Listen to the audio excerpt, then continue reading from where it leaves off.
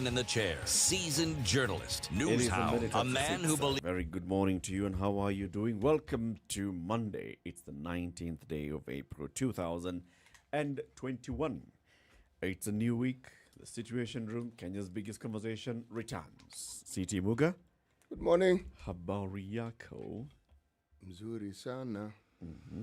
Wageni. Wakaribishwa. It has to go. Studio yetu iko matata. Hey! By the way, the wageni have started coming from Ukraine. They are landing in Kenya. It's a good thing. Yep. It's a good thing. So visitors can come to this country, but we can't visit our country. Imagine if we are just taking it lying down. You can visit our country. Yeah. We can just visit limited places. It's You not can, right? everywhere. Okay. Okay. And plus, if you really want to visit and you have a good reason, you can be given permit. Very good. So anyway, a lot happened over the weekend, right? Kwanzaa Saturday. All the activities of the weekend happened on All the activities of the week happened on Saturday. the following took place between 8 p.m. and 11 p.m. on Saturday. Way. There was a revolution. There was very many things. Cyber warriors came into being. Way. People causing and bringing about revolution from their sitting rooms came into being. Ambulances came into being. Goodness gracious me. The high-handedness of the government was in full display. And the poor citizens were caught in this drama. Poor suffering citizens. Rights were trampled upon. Yes, of course the rights were trampled upon. We will have a conversation about this from 8 o'clock up to 10 o'clock, and we want you to participate on this. What do you think about the events that took place on Saturday? So police basically just decide, you know what, people are not home. It doesn't matter, wherever you are. 8 o'clock, we are enforcing the curfew. And they put up roadblocks. And that caught up very, very many people. Some innocent, some not so innocent. It didn't matter. Point is, you were out and you were caught up. And there was a lot of anger and angst and forcing the government to respond to this yesterday. The regional commissioner talking about this and saying, look, yes, we have seen what was happening and we're enforcing a curfew. Going forward, we'll be facilitating the observance of this curfew. Basically, that statement by the regional commissioner was, a balance between, look, we need to do this and you need to do this and this is what we're going to do and we're calling upon you to do this and the other. For many, it appeared like a government that was like, hey, tumeguza live wire. Yes. Wow. But that reaction at some level appeared like you didn't expect them to do anything. And you didn't expect them to enforce it and to maintain the enforcement. So when they did, as we Kenyans, I want to say, shock on you. Proper shock. Yes. That which you didn't really think would happen actually happened. Yeah. Or that which you didn't believe existed has been in existence all this time. And then again, a shock on you. So we'll have a conversation. People went on to social media and they had various comments to make. And one of the people who was making a comment will be speaking to her, and we'll also want to reach out to as many people as possible for their perspectives on this and just to understand where everybody's coming from. We wanted to have a conversation with the regional commissioner for Nairobi. We still haven't gotten in touch with them, but it's always open.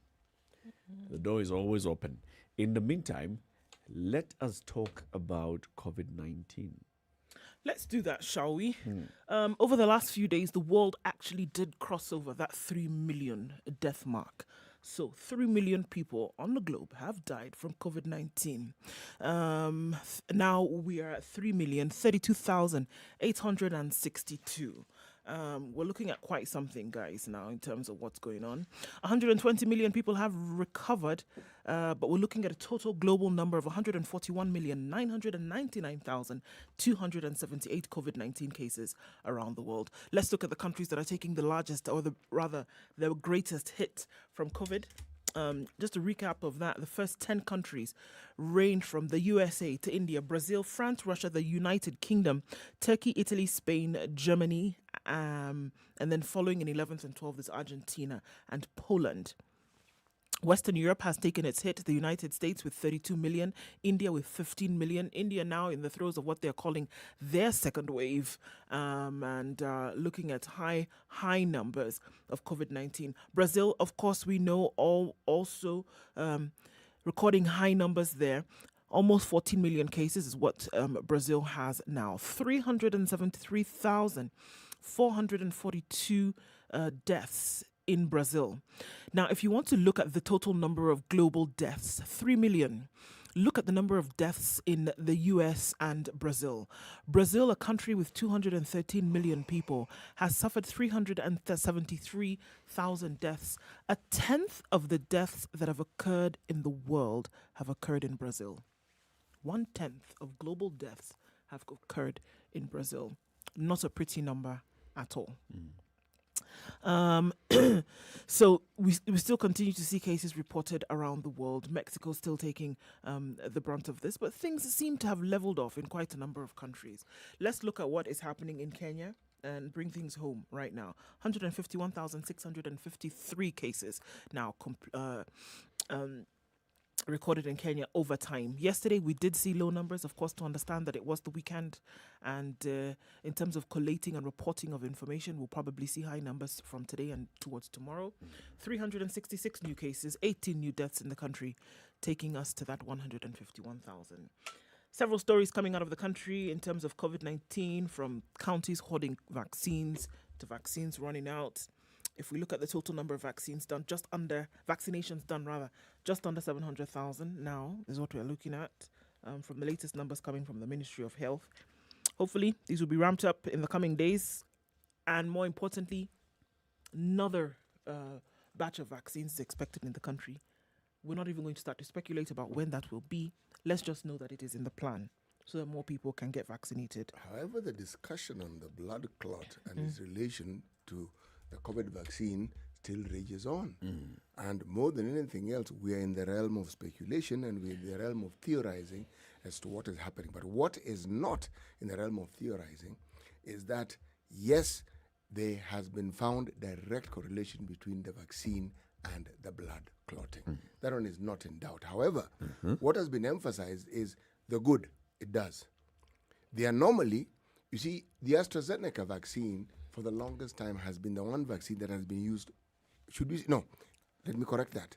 It hasn't been the vaccine that has been used most widely. The vaccines that were produced in China, given the population of China, are probably the ones that have been used most widely within China.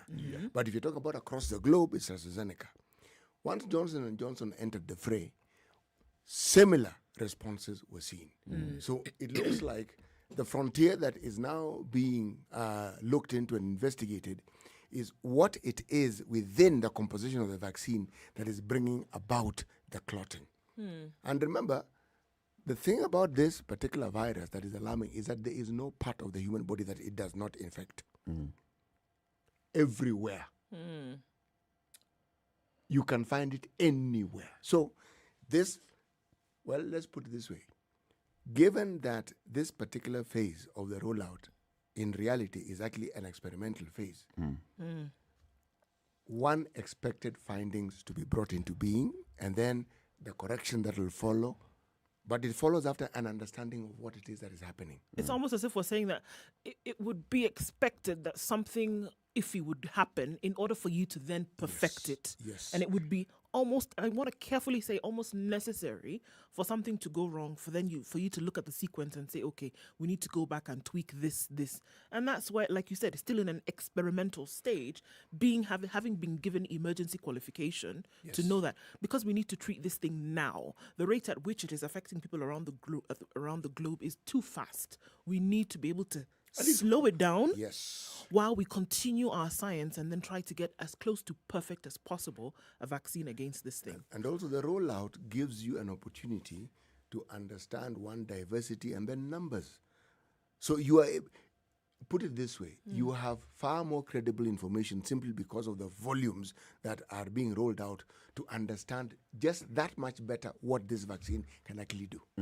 Remember, all these things that we're talking about now are not shown in the previous trials. But when they were rolled out, suddenly, goodness gracious me, you mean this is what is happening. But remember that even with the AstraZeneca, the blood clotting and the individuals involved, has it even hit 300? No.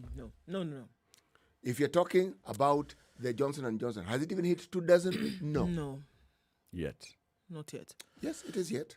Have we seen any of these cases with the Pfizer vaccine? Have we? There's been nothing reported. No, nothing not has yet, been reported as yet. As yet from the Pfizer vaccine, right? Yes. So the ones that we are seeing Or Moderna for that matter. So the ones we're seeing are AstraZeneca and Johnson & Johnson right now. And this is the thing. For another vaccine, it could be something else. Not necessarily saying that something has to happen, but for another, it could be that somebody else has then seen other symptoms of something else. We don't also, know. What is also fundamental in this whole process is the open nature with which the people who are behind it actually report their findings. Yeah. For all we know, Sputnik 5 has had issues, but we have not heard of it. For all we know, the Chinese vaccines have had issues. All these vaccines are likely to have issues. It's a simple fact. Yeah. And I think also the bigger thing here is the commercial side of things. You must also not forget there's a geopolitics and there's a commercial interests. If you look at, for example, the fact that up to today, AstraZeneca has not been approved for emergency use in the US. It hasn't. It has not. You have to go to look at and wonder. So this thing is being used everywhere else in the world, but Except. you guys have not. And, if you look at the stories of how it has not been approved, because the AstraZeneca that was being done, rolled out in the UK was under Oxford, and the one in the UK or in the US was AstraZeneca, the company itself. Oh, what's the experience of this particular company in vaccine development? They have zero experience. So let's look more critically at how they are reporting their data. You see, you did not report about this. At this particular point. All the while, on the other hand, this is happening here, but all the while, on the other hand, you're pushing Pfizer. Yes. Pushing Pfizer Bigly. is not a coincidence. It's not a coincidence. at all. Bigly. No, it isn't a coincidence. Because, look, I think Eric has gotten to the heart of the matter, really, that even if we talk about the science, the money aspect of it, the commercial aspect of it plays sometimes an even bigger role. Because once you've gotten into the rollout, the governments will say, but we put in money into this. Look, everyone knows that vaccine rollout on this planet was a combined effort of governments and commercial enterprises. Yes. Yes. It's understood, and that is why we were able to get to where we are with the speed that we're able to. Remember, for the longest time, there were only certain agencies that specialized in making vaccines. So even when they were raising the question, it was valid, but then they were missing the point. It wasn't that they didn't have the capacity. They just didn't because they allowed certain specialized people to do it. Yes. Yes. Okay. So anyway, as we continue fighting COVID, we'll be looking at the newspaper headlines. There's a very interesting one here about how counties are doing in terms of vaccine rollout. There's some counties that have done less than 400 people. So far, an entire county. County. Oh, you're talking about Kenya? Yes. That one. Less than 400 people have gotten the vaccine, and the counties have the vaccines in store. And there's a whole question of, are they hoarding the vaccines or not? It's 6:15. This is Kenya's biggest conversation. And the live stream is up. SpiceFM, KE, YouTube, Facebook, Twitter. And we can see already some people are logged on. Rogers Lai, Robert Bogo, Waterman Jeffrey. We'll be saying hello to you shortly. Say hello to us. We love hearing from you. Good morning. Hello. Halo, umesikia? Nimesikia nini? Hujasikia habari?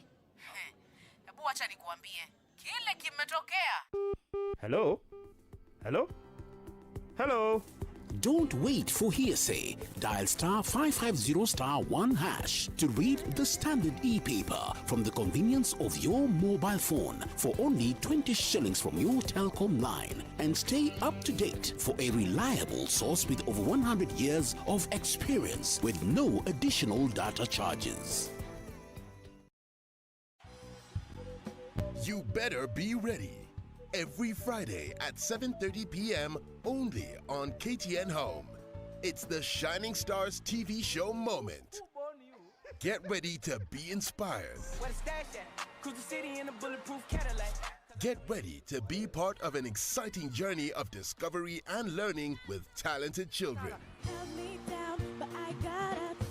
Get ready, 'cause I had enough. Get ready to be entertained by super amazing young talent. Because hii ni yetu, from our own talented stars, hosted by #1 TV host, Sleepy David.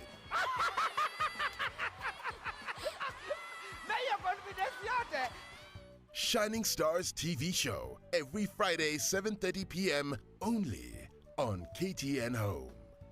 Be part of the journey. Hello. Halo, umesikia? Nimesikia nini? Hujasikia habari? Hebu wacha nikuambie. Kile kimetokea. Hello. All right, a drizzle in some parts of Nairobi this morning at 16. It got highs of 24 today and lows of 17. This Monday morning, chance of rain through most parts of the morning. Rain showers in Nyeri at 15, highs of 23, coming back down to lows of 15 today. 15 will also be the low in Nakuru, where it's clear at 16 for now. Highs of 25 will be recorded. Highs of 25 will also be recorded in Eldoret, where it's mostly clear at 13. 20 is what it is in Kisumu, and light rain in some parts. Highs of 28, lows of 20 today. Mostly clear conditions in Kakamega. We'll see lows of 17 and highs of 27. It's mostly cloudy in Mombasa this morning, giving chances of some rain later. Highs of 28. Come back down to lows of 25. 26 will be the low today in Malindi. It's mostly cloudy and we'll see highs of 29. 27 will be the high recorded in Kampala today. It's raining right now at 19. It's cloudy in Dar es Salaam at 24. Highs of 27, lows of 23. 10 will be the low in Johannesburg, where things are cooling down considerably. It's currently 12 degrees. It'll go to highs of 24. It's hazy in Lagos this morning at 24. Highs of 31 and lows of 26. 30 will be the high in Kinshasa, where it's partly cloudy at 24. Sunny conditions in Beijing at 23. Getting warmer and warmer going into monsoon season, highs of 28 and lows of 12. 16 will be the high at Paris. It's clear at 14. And we'll see it's clear at 4, lows of 7. And lows of 5 in London, where it's clear right now, highs of 16. And Sunday night reads 12 degrees and mostly clear in New York. Coming into Monday, likely to see highs of 17 and lows of 9. Classic soul, R&B, smooth jazz, neo soul, and nostalgic ballads. Make some noise. Yeah. You're listening to Spice FM. Mature, intelligent talk every morning. Spice up yourself.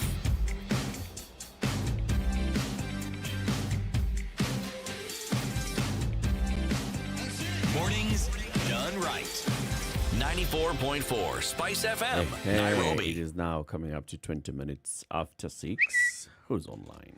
Good morning, Gasheri Wambijiwe. Good morning, Spice. He says, welcome, she says rather, well awake and tuned from Thika Road. Yes, well, happy Monday, everyone. Happy Monday to you.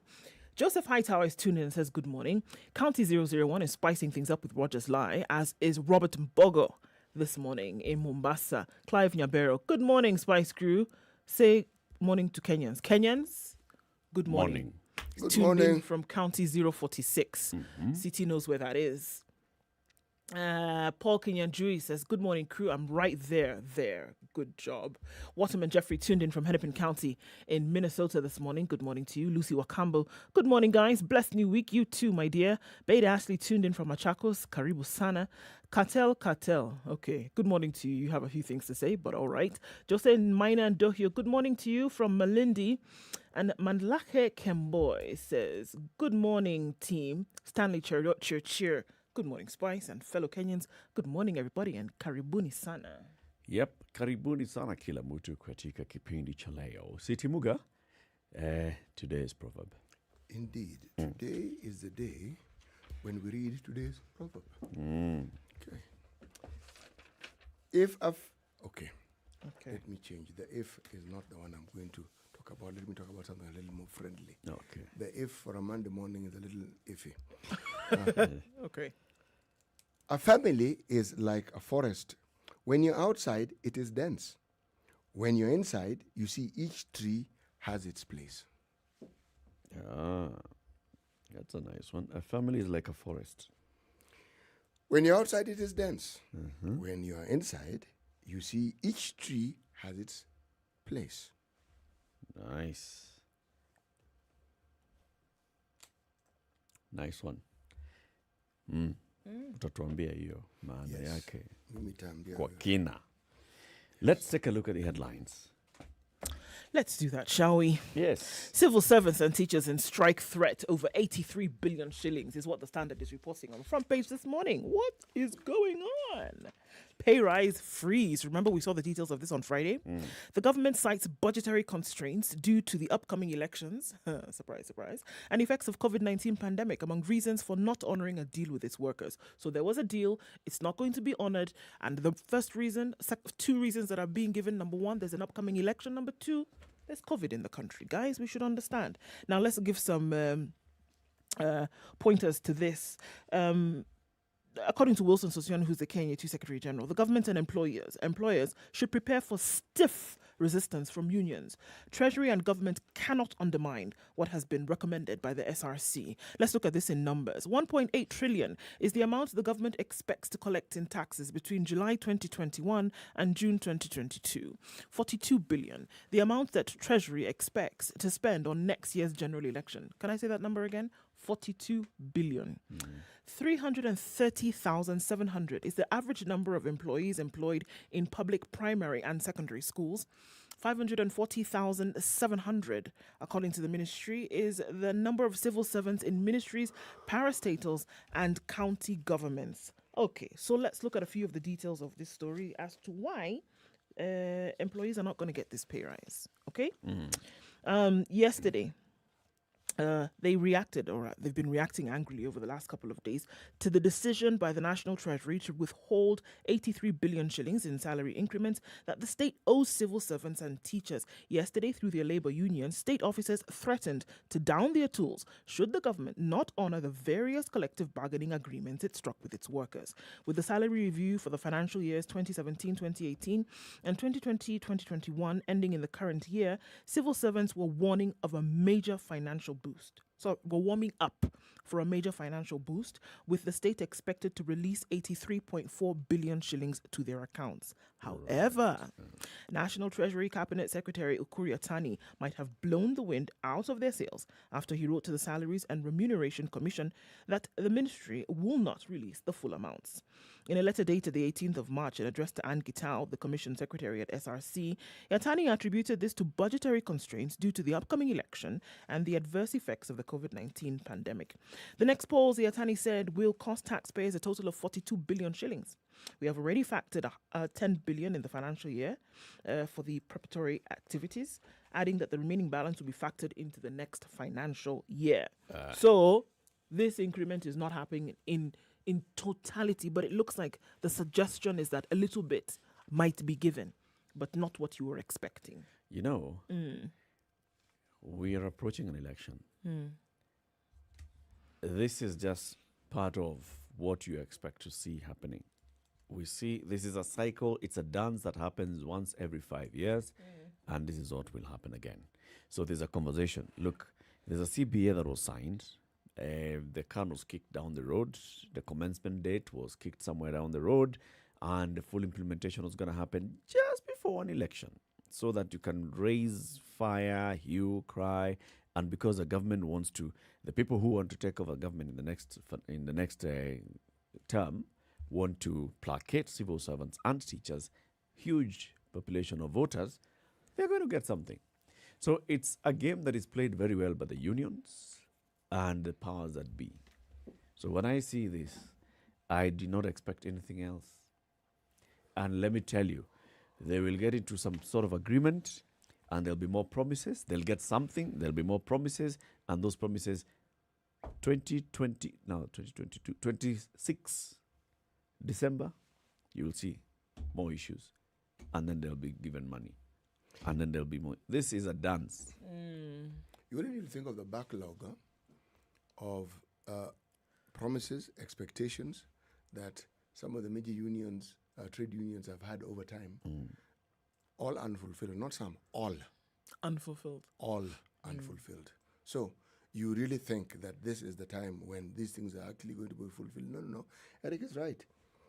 We have entered that phase of this dancing competition to see whether the tune that is being played will resonate with those who are supposed to dance to it. I think in the end, the union leaders look at it and they think, well, by and by, we get what we want. We take a little bit longer and a bit of teeth pulling, but you come up with a heavy, very big number. You know this very big number is not going to be implemented, but you know at least 10% of that will come. So, good.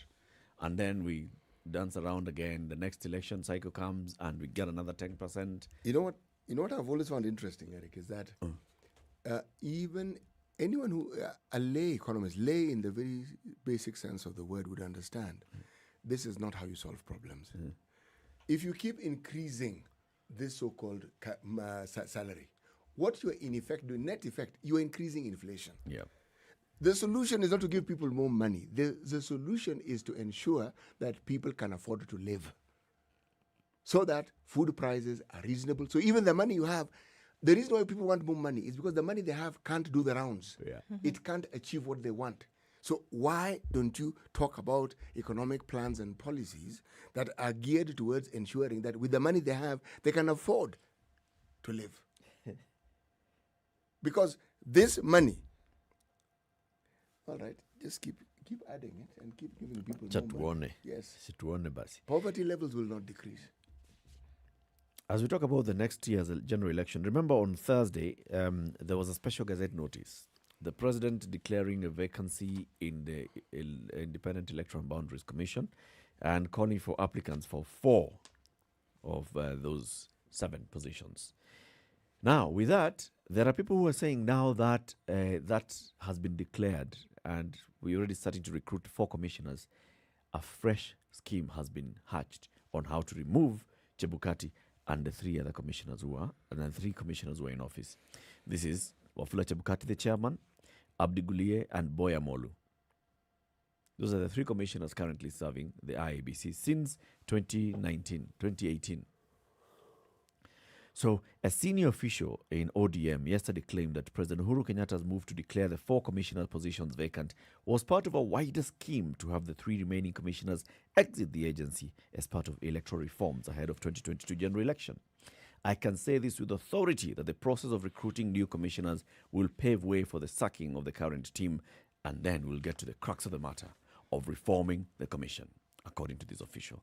According to this source, the scheme involves presenting a petition to Parliament citing gross misconduct by the commissioners during the 2017 polls. We have so many grounds as a basis for their removal. There is a report in Parliament by the Public Accounts Committee that indicted the commissioners. The report adopted in April 2019 recommended investigations against the commissioners over alleged conflict of interest in the procurement of electoral equipment at inflated cost. Blah, blah, blah, blah, yada, yada, yada, yada. The crux of what this gentleman is, this person is saying, we don't know whether it's a he or a she. It's a source. This senior source in ODM, if we go by what they're saying, that, now once we get these 4 commissioners, we get Kine Chebukati out, we bring the other 3, we have a completely new electoral commission, we'll have done what we call electoral reforms. And everything is okay. Oh, yes. This will be it. So the reform is moving the people. Remove those people and we will have sorted out IEBC because IEBC requires reforms and get Chebukati out. And get the right people in, then we would have achieved reform. Isn't it curious? Isn't it curious how the outcomes of these reforms always remain the same? Because if we talk about removing IEBC commissioners, we've done that for the longest time. Have we ever had a situation where people aren't pitching a fit, with the exception of 2002? They're always pitching a fit. Yes, they are. IEBC takes the brunt of the pointing. Yes, yes. And the truth of the matter, as much as they may take the brunt of the pointing, we know full well that they are interfered with in any way that you could possibly imagine. In all manner of ways. There's nothing independent in the way they go about their All business. manner of ways. And I'm telling you, were it not for the fact that the opposition united in 2002, you'd have had issues with the IEBC. Yes, we would have. You'd have had, IEBC was playing to the gallery, it was Actually, take responding it further, to... Eric. Not only were they united, the opposition won. Yes. They united and they won. Yes. Were it not for that, Oh. You'd have had more and more issues. Anyway, 6:30. Good luck with those who are trying to reform the IEBC by getting new people into the IEBC. Let's wait and see how that goes. Let's take a look at the traffic first and see those who are coming into the CBD today from all walks of life, all corners of the Republic. How are they faring? Good morning. It's 29 to 7. This is the Situation Room, the only way to start your day. Spice up your life. It's time to answer questions that are worthwhile. The Big Quiz Show is here. Register to play from the comfort of your home by SMSing the word JOIN to 23774. Then watch the live show on KTN every Sunday from 8 p.m. where you could have a chance to win a melee. The fastest and most accurate answers are guaranteed to win. The Big Quiz Show, Sundays at 8 p.m. only on KTN.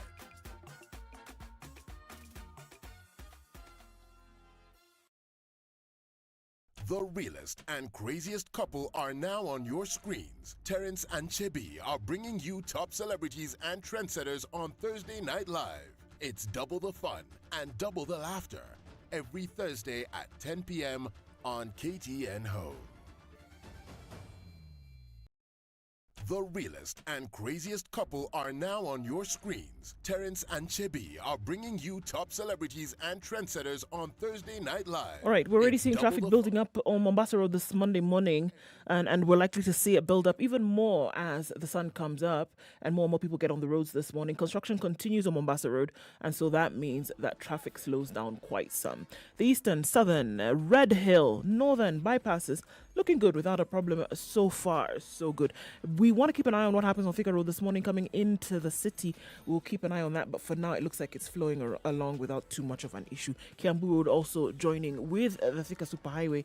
It's also looking pretty good right now as you get into the Pangani underpass and then out towards the Globus Cinema overpass. Not too much of an issue right now. Visibility is a bit poor coming out of Westlands, coming past Kikuyu into the city, so you want to take care when you're coming in from that direction.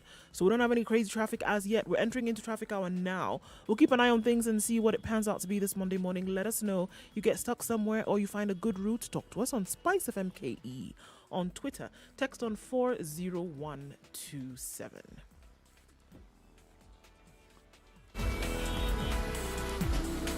Classic soul, R&B, smooth jazz, neo soul, and nostalgic ballads. Make some noise. Yeah. You're listening to Spice FM. Mature, intelligent talk every morning. Spice up yourself.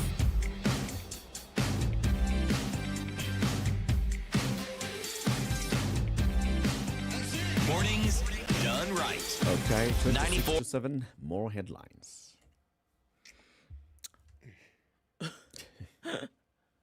Okay. As City's having that moment, the Standard is reporting that there's a plot to force a poll runoff and push Matiang'i for the top seat. Okay. There is a plan to crowd the 2022 presidential race and force a runoff, the Standard has established. This is a story that is reported by Sophia Wanuna in the Standard today. In the well-thought plan, the weaklings will drop prior to the actual race, while others will be dropped by the count of the ballot and their support transferred to the finalist candidate. In the scenarios at play, Deputy President William Ruto and ODM leader Raila Odinga will run separately, each probably picking a running mate from Central Region. One Kenya Alliance of Wiper, Kalonzo Musyoka, KANU's Gideon Moi, ANC's Musalia Mudavadi, and Moses Wetangula at Ford Kenya will also field a candidate. The plan entails rallying a strong coalition of progressives, including Interior CS Fred Matiang'i, former UN boss Mukisa Kitui, Machakos Governor Alfred Mutua, his Makueni counterpart Kivutha Kibwana, to stay the course to the end Other fringe candidates will be encouraged to throw their hats into the ring to aid the runoff strategy and also take a bit of wind off the sails of the main guys. According to Mutahi Nguni, who's a political scientist, he says the strategy is to ensure the presidential field is crowded, denying anyone the 50+1 threshold for a round one win. One of the finalists, it's hoped by the strategists, will be Matiang'i and his circle of progressives. Interesting. So, okay, so let's see this. So you have, on the one hand, DP William Ruto with a running mate from Central. Raila Odinga with a running mate from Central. And then you have One Kenya Alliance of Kalonzo, Gideon, Musalia, Wetangula will also be there in the race. And then now you have these progressives of Matiang'i, Wikisa Kitui, Alpha Mutua, Kivuta Kibwana, and others. So for us to have a runoff, it means that there'll be, runoff is the top two. It means that these progressives will be among the top two. Yes. According to this. So it's either Raila and Matiang'i's group, Ruto and Matiang'i's group, or the Kenya One folks. One Kenya Alliance and the Matiang'i. But the Matiang'i group is definitely the number two. Yes. In all of these scenarios, Matiang'i's group is always either number one or two. Yes. So knock out one and he'll still be in there according to this strategy. The dance you mentioned, clearly other tunes have actually been brought into this dance competition, isn't it? The orchestra is louder. Yeah, but these are still... It's basically saying, so let's say it's Ruto and Matiang'i. It means Raila is number 3, 4. Okay, let's say it's Raila and Matiang'i. It means Ruto is number 3, 4. Yes. Nice. This will be nice. Mutahi Nguni, sawa. Tumesikia. Tumesikia yote unayosema. Let's talk about schools. So number one, we saw this the other day when we were talking about the results. Somebody saying private schools have basically been punished by the education ministry, right? And public schools being elevated. So there's one conversation about that. And now the PS in charge of basic education is saying, no, nothing of the sort.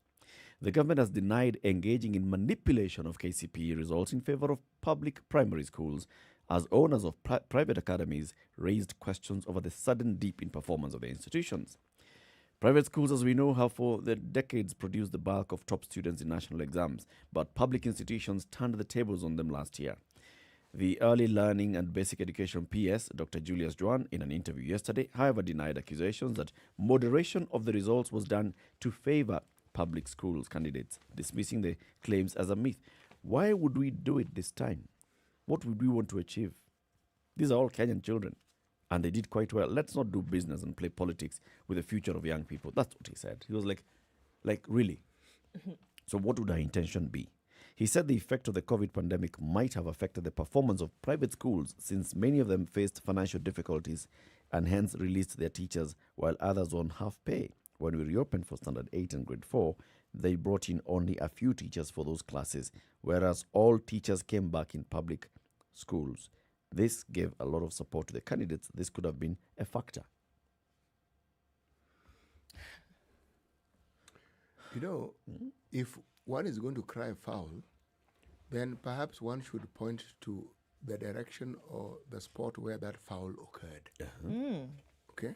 But just crying foul, and the argument is we've been doing well, and then it happens all the time. There are schools that for the longest time were always number one, and then they stopped being number one, even went to number 4, 5.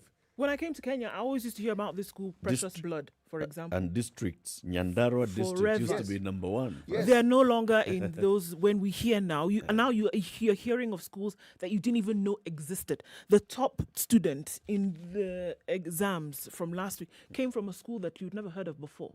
Yes. So why don't we question that as well? And so for me, I'm yet to understand what the sticking point is here. Public schools perform better than private schools. And then you're crying foul over what exactly? I can understand the crying foul, we don't like it, but exactly what are you going to point to and say? Because of 1, 2, 3, it is very clear that something untoward has happened. What is it? What exactly is it? Are you trying to say that they didn't prepare well? We all didn't prepare properly? What? What's the problem? However, let's also look at the other side. There are legitimate questions being asked. So why this reversal this year? Why I mean, not? what would we? No, there's a why and a why not. But what is it that we'd attribute it to? You see, for example, the PS is saying, look, when we reopened last year, private schools were not able to bring in all their workforce back to work. Public schools, on the other hand, all our teachers went back to school, and were only dealing with grade 4s and standard 8s. So you have teachers who teach the entire school only focusing on 4s and 8s. So there was much more attention in preparation for Given the exam. to them, yes. You see, that is something that you can say, this is the argument that's being fronted, that this could be a possibility of. And it's important to actually ask those questions. What is it that happened? Because if we don't, then we are just flying blind as well. Sure. At the same time, when they're saying that something weird or something off must have happened, it would be good to say, what off thing is this that you're seeing? You see, the way you've said now, for example, that they did very well because of 1, 2, 3. You have so many teachers paying attention to a smaller number of students. It makes sense. So now, on the other hand, if you're going to say there's something strange that happened here, what strange thing is this? What are a number of... Yeah, what happened? Moderation in favor of. You know, the questions, even in the time when, remember, private schools started performing well, okay? Similar questions were asked, and there were allegations, but no evidence was actually ever provided to support the allegations, the negative allegations that were made. And then it became accepted that private schools do better. And reasons were given. Ratio of students to teachers, attention being paid, reasons were given. Now, the thing that has always been a constant is that for the longest time, our public schools, as we talk about them, or more specifically the national schools, they actually end up with the bulk of the brightest students we have in the country. Yes. It's not a theory, it is just a fact. Yes. So if you start from that perspective, the likelihood of them doing extremely well, again, is high. So the surprise, yes, if I'm used to being number one and I'm no longer number one, I can understand. But again, I wait for the evidence that supports the angst that I'm hearing. Now, you see, the reason why this is a big issue is because of this other story that's on page 12 of the Standard today. Parents' hopes and fears as they eye slots in national schools. All right? So now there's competition for slots in the national schools. National schools have a combined capacity countrywide of 30,000. And now, because we have fewer candidates scoring 400 marks and above, it means that we have slots that are being competed for in the 399 and below. So only 8,091 candidates scored 400 and above. It means 22,000 slots will be available for candidates who scored below 399. According to the Kenya National Examinations Council data, 282,000 candidates scored between 300 and 399. Out of 282,000, 22,000 will be competing for national schools. Education CS, Professor George Magoha said, to ensure all candidates are placed in schools of their choice based on performance and available vacancies, the Ministry of Education will employ a watertight system that will be credible and of high integrity. This happens again every year, where you see, after results have been announced, the issue of who goes to which national school. There are the traditional national schools, and then there are the new national schools, the Alliances and the Mangus and the Kenya Highs and all the others, the old national schools. And then there are these new national schools that were just elevated there. They used to be provincial schools, now it has been made a national school. So you find parents complaining that their child has, yes, been admitted to a national school, but what school is that? Somewhere in Kilifi. And you've never heard of it. And you're saying, my child is not going to some school I've never heard of. Now that's where the issue will come in. If private schools had been allowed to perform as well as they always do. Oh, goodness. if private schools had been allowed to perform as well. It means that our children could have performed, 400 or at least 390. That means that guarantees you a slot to the school of your choice. And many of our children, of course, chose the big schools. Now here you are, our children have scored 350. They are competing for that slot. Why are they going to be thrown?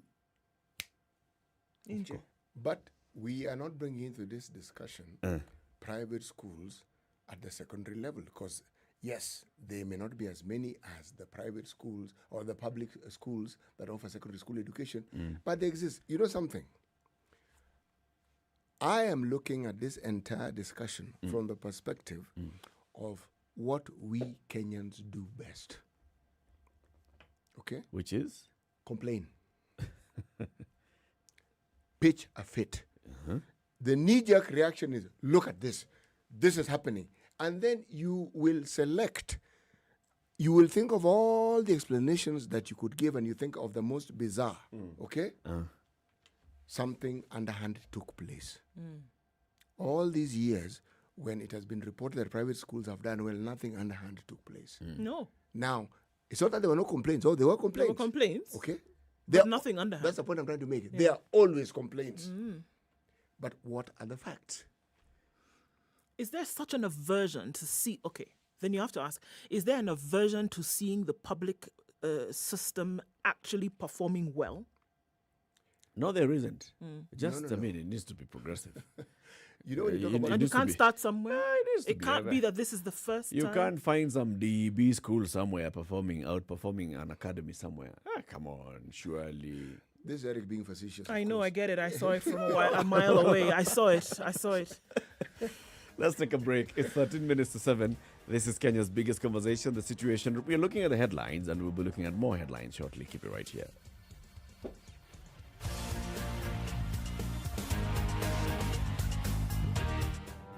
Have you seen them? Am I lying? Yes, it's a very nice outfit, I must say. Good Thank job. you. Asante sana. The compliment is well received. Good morning and thank you. Evan Nosingishi was asking me what channel is SpiceFM. 96.7. Tell them that, right? Yes, now they know. Thank you. It's a pleasure to be here. Pleasure to have What you. a beautiful studio, my friend. I've been to other radio stations, but I've never seen anything like this. Thank you, and it's very nice to be in a modern studio. Absolutely brilliant. And I have to say, it's a very cool ambiance here in your radio room.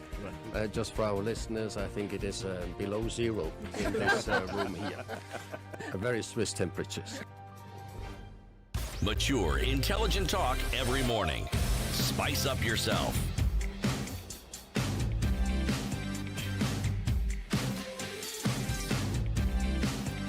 Mornings done right. Okay.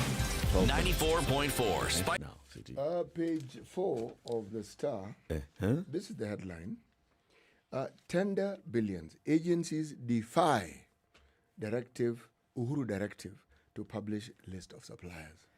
Okay. The president issued a decree not very long ago that when it comes to government procurement, the procurement processes within government entities, okay? Anyone who wants to be engaged in that particular process must publicize the identity of, one, the government suppliers, and complete with their shareholdings. All right? But for 3 years running, apparently, all this has been blatantly been defied by government agencies. Blatantly? Blatantly, yes. That's according to this particular article by a gentleman by the name of Moses Odhiambo. And then there's a list of non-compliant state agencies. Right. The list is long. The list is very, very long. The DCI, Natural Disaster Operations, Administration Police Service, Civil Registration Service, National Police Service, Government Chemist, National Registration Bureau, Department of Public Works, Department of Housing and Urban Development, Department of Defense, and the list goes on. Now, what is of interest is that the IMF, in granting Kenya the 255 billion credit facility, have also determined that these same rules must be followed. And they have even gone further and identified of the list of agencies, 196 registered procuring entities, only 135 have at least attempted to meet the required criteria. There's 61 of them have done no such thing, which means the IMF is now saying, folks, these things that were mentioned earlier on, for us to continue doing this thing, remember it's a credit facility, so it's a tap. It can be turned on, can be turned off. Yes. It's not as though money was brought in by the truckload and deposited at the central bank. So there are some state agencies that have complied. Yes, they are. And how are they publishing this? Where are they publishing this? No, the understanding was that any agency that is... No, it's not the agencies who... The agencies simply take in the tenders. Is that not so? Yes. But as they do... They must also make public Yes. who has won a tender for how much, yes. and this company that has won a tender is owned by so and so. And so and so and so. So that's what I'm asking. Was there a platform that was provided? Was there a There's framework? a portal that was provided for it. There's a portal. There's One portal for all of them. Yes, a portal was provided for this. Uh-huh. Where you're supposed to... As most portals work, there's phase 1, name. Then there is this indication, next. Then after next, you then write details, name of company. Then next, the owners of the company. And this is one singular portal. Next. Yes. One singular portal. Yes, one portal. And it was made accessible. Yes. I think I'd go back into actually seeing how this thing works before I even go to the point of saying why they have blatantly refused to comply. Because, you see, the president may have come out and said, this is what we need to happen. And then there's somebody who was supposed to operationalize that order of the president. So, It is true. is there a framework? What do we need? What do we need? Do we need a circular from Joseph Kenywa? Do we need a portal that is provided? Do we need a centralized information management system? Because remember, you're talking about laying bare information. At what point does this information just become, come and get... Actually, what is also required, this is something that they are aware of, they know. Every quarter, okay, they are supposed to actually report contract awards. For instance, right? Meaning, every quarter, if you have publicized that you require tenders, you're supposed to publish and say, okay, this is who won, this is how they won, this is... And this is the work being done. It isn't something that occurred yesterday. It's been there for the longest time. And this particular article is saying that these people have not been following those laid down procedures. But they keep receiving the money from the They National keep receiving Treasury. the money and they keep expending the money. And the controller of budget is aware of this. Yes. And the Auditor General is also aware of And this. the Auditor General keeps pointing some of these things out as well. And the Parliamentary Accounts Committee also is aware of this because they keep receiving these reports. And every once in a while, they will call an individual and ask them a few questions. And then beyond asking them questions, I think we then... It's until later we say, but wait, whatever became of that particular... Yeah. So it's like, it's procedure to call them. Yes, it is reported in the papers. Done. Okay. So there's fury at the delay to complete Wayakiwe Road project. Remember this project? So first, not this one of expressway from JKIA to Westlands to ABC Place. From ABC Place, there's another project that started even before this one. This is from ABC Place to Rironi in Limuru at the junction to Maimahiu. Expansion of that road, it was already a dual carriageway, but expanding it and doing a lot of work on it. This project should have been completed. The first time it should have been completed was December 2020. Yeah. And the second time it should have been completed? The second time it should have been completed was February 2021. Okay. Third time, April 2021. Now, We're the still in contractor April. is saying, maybe December, boss, December namnai. He's like, so the CS in charge, James Masharia, went there.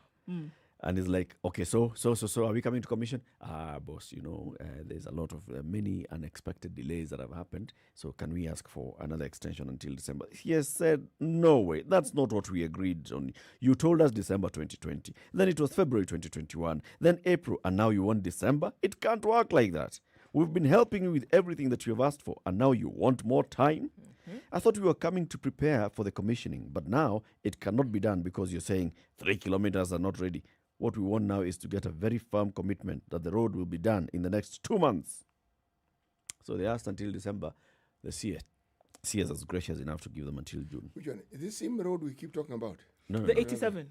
On the 87, Highway 87. Pale hivi kutoka ABC Place kwenda namna hiyo hadi Like junction you're going ya to Maimahiu. Muhoroni. Hadi junction ya Maimahiu. They You know haven't that place where Yes, there's, I know. They haven't finished it. there's Yes. always like this. You don't know where you are. Yes. But you just find yourself at the city clock in Westland. The other day If you're not careful, they you can brought find, down the you can actually flyover find, You somewhere. can actually find yourself in Kangwari. You have no idea where you are, just going, following.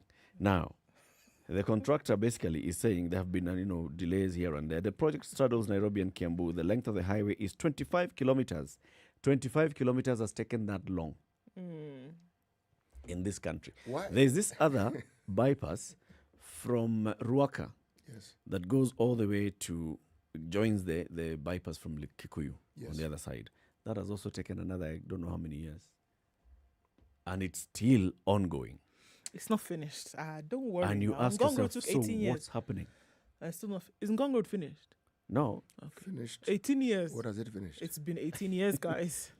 Child has gone to university. Child been born, finished going to university. You are talking of 18 years. Do you know for how long the so-called dual carriage on Ngong Road was in our books? Do you know for how long? So start with the Moi era, all right? If you want to understand, start with the Moi era. Yeah. And then just bring it forward. Come. Until you get somewhere. The reason why that thing has actually moved, remember, a good portion of that particular road right now, why it seems to be moving is the Japanese came in. The Ngong Road one. Yes, the Japanese came in. But there's something peculiar. You know, I don't know, cooperation sometimes is interesting. You'll find it's the Japanese who are actually funding it, but the contractors, subcontractors are Chinese. But that's what's happening right now. It's interesting, isn't it? Finance through JICA, but the contractor is... Yeah. Means, I get the impression, the figure of the people who have actually tendered for this, who do we think is best placed to do this thing? It's these people. Yeah. There you go. But there's this, and they're also doing it in, remember, they're also doing it in bits, huh? You do this bit, you start with the other bit, and then somehow they meet somewhere in the middle. Somewhere in the middle. They met. And there ends your story. Yeah, they met. But the end. They met once upon a time. They met. Yes. The end. Yes. But this other one, man, we don't know. There's a sad story. Something's happening. This sad story that happened in Ndarugo in Kiambu.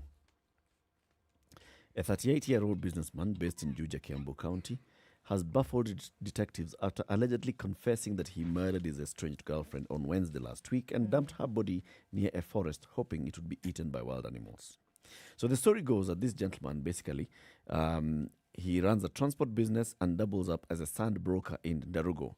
He had dated 24-year-old Catherine Nyokavi, a mother of one, for nearly 4 years, but the relationship had been rocked by claims of infidelity, with Karani accusing Nyokavi of having an affair with another man. So at some point, he asks Nyokavi, you know, there's this photo of this person that you have on your phone. Please just delete it. And she was like, I'm not deleting it. So on this particular day, he called her and told her, I'd like us to meet and talk. They met. He had bought a bottle of wine and he wanted to ply her with some good wine. So they had the wine in the car. And he says, once he noticed that now she was properly intoxicated, he strangled her. To make sure that she's completely dead, he stopped the car, reclined the seat, and strangled her completely. Then now he was driving off to go and dump the body somewhere in a forest. Unfortunately, this contractor has not been given this job of doing this particular road. These roads we're talking about. Yes. So, car got stuck. With the body inside. With body inside. Man is wondering, now what do I do? Man, now, what he does is he removes the body and tries to bury it in a shallow grave somewhere near there. And he takes off. Leaving the car stuck in the mud. Yeah. People come, of course, and find the body floats. People they report to the police. The man himself, guilt, he tells a friend, you know what, this is what I've done. A friend calls the police. Police come, they even find all the evidence in the car, and the man confesses and says, this is what happened. I did it. This is what I did, and this is what happened. A very, very, one of those sad stories that we keep talking about all the time. Keep it right here. This is Kenya's biggest conversation. We'll be having more conversations in the next hour. Let's talk about having proper health financing in the wake of COVID-19, building a resilient health financing system in the wake of COVID-19. We'll have some guests talking to us in the next hour. Good morning. It's now 7 o'clock.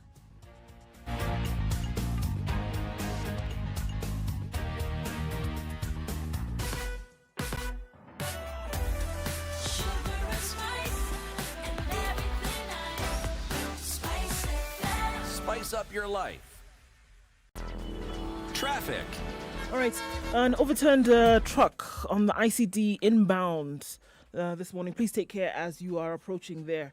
We don't want that to cause many more problems already. So it's blocked off certain parts of the road, and then traffic inbound, of course, has slowed down as a result of this. All right, what are we looking at now? Jogger Road, bumper to bumper, all the way as if you're going towards Hamza. It's very, very slow this morning. That one to look out for as you're trying to get into the CBD. This means Landy's also chock-a-blocked is what we're looking at now. Very slow into the CBD. Monday morning, we can expect this. Mombasa Road as well, packed. Coming from the SGR through to General Motors today, very slow as well. Outbound then, as you approach the Nyayo Stadium roundabout, remember that road between the roundabout of Nyayo Stadium and the Bunyala Road roundabout is still closed. You can't use that. Go towards Langata Road, out towards Aerodrome, or on towards Bagadi Way. That's how you're going to be able to get into the city. Out of the city as well is what we are looking at, guys. So it looks like that crazy Monday has just begun. Let's keep in touch and see how we can make it easier for folks this morning. SpiceFM KE, you can get in touch through that. Text on 40127. Want to keep things moving this morning.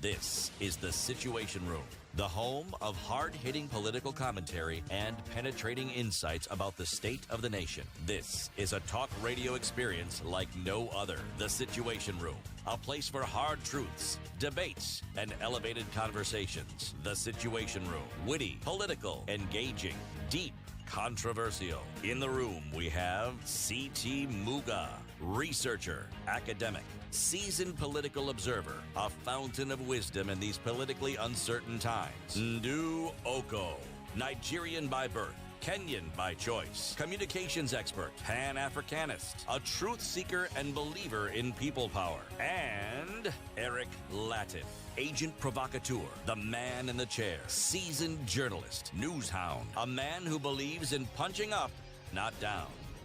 This is The Situation 2.5 Room. minutes after 7. Welcome to the second hour of the show. We are here from 6 a.m. to 10 a.m. every weekday morning.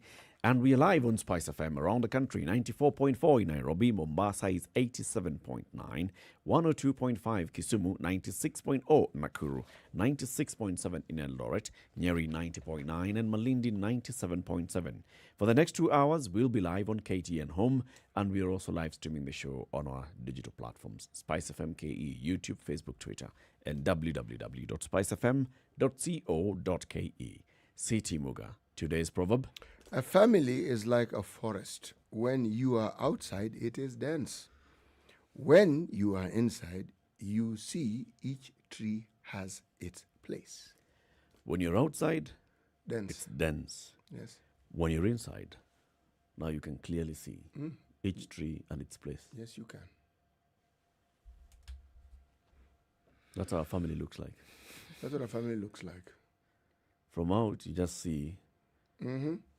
And just so that we can be accommodating, take the concept of family or a family unit to whatever levels and lengths you want to take it. As long as it's a unit and it complies with the basic tenets of what a family is. Yes. Yes. From outside, it looks like, just one homogeneous forest. Get in. See all the warped trees.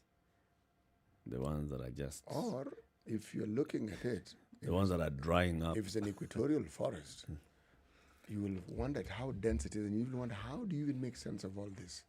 Because there seems to be no pathway, nothing, there's lack of clarity. When you walk in, suddenly, I see. You can find that several different ecosystems exist therein. Right before your very eyes. All right.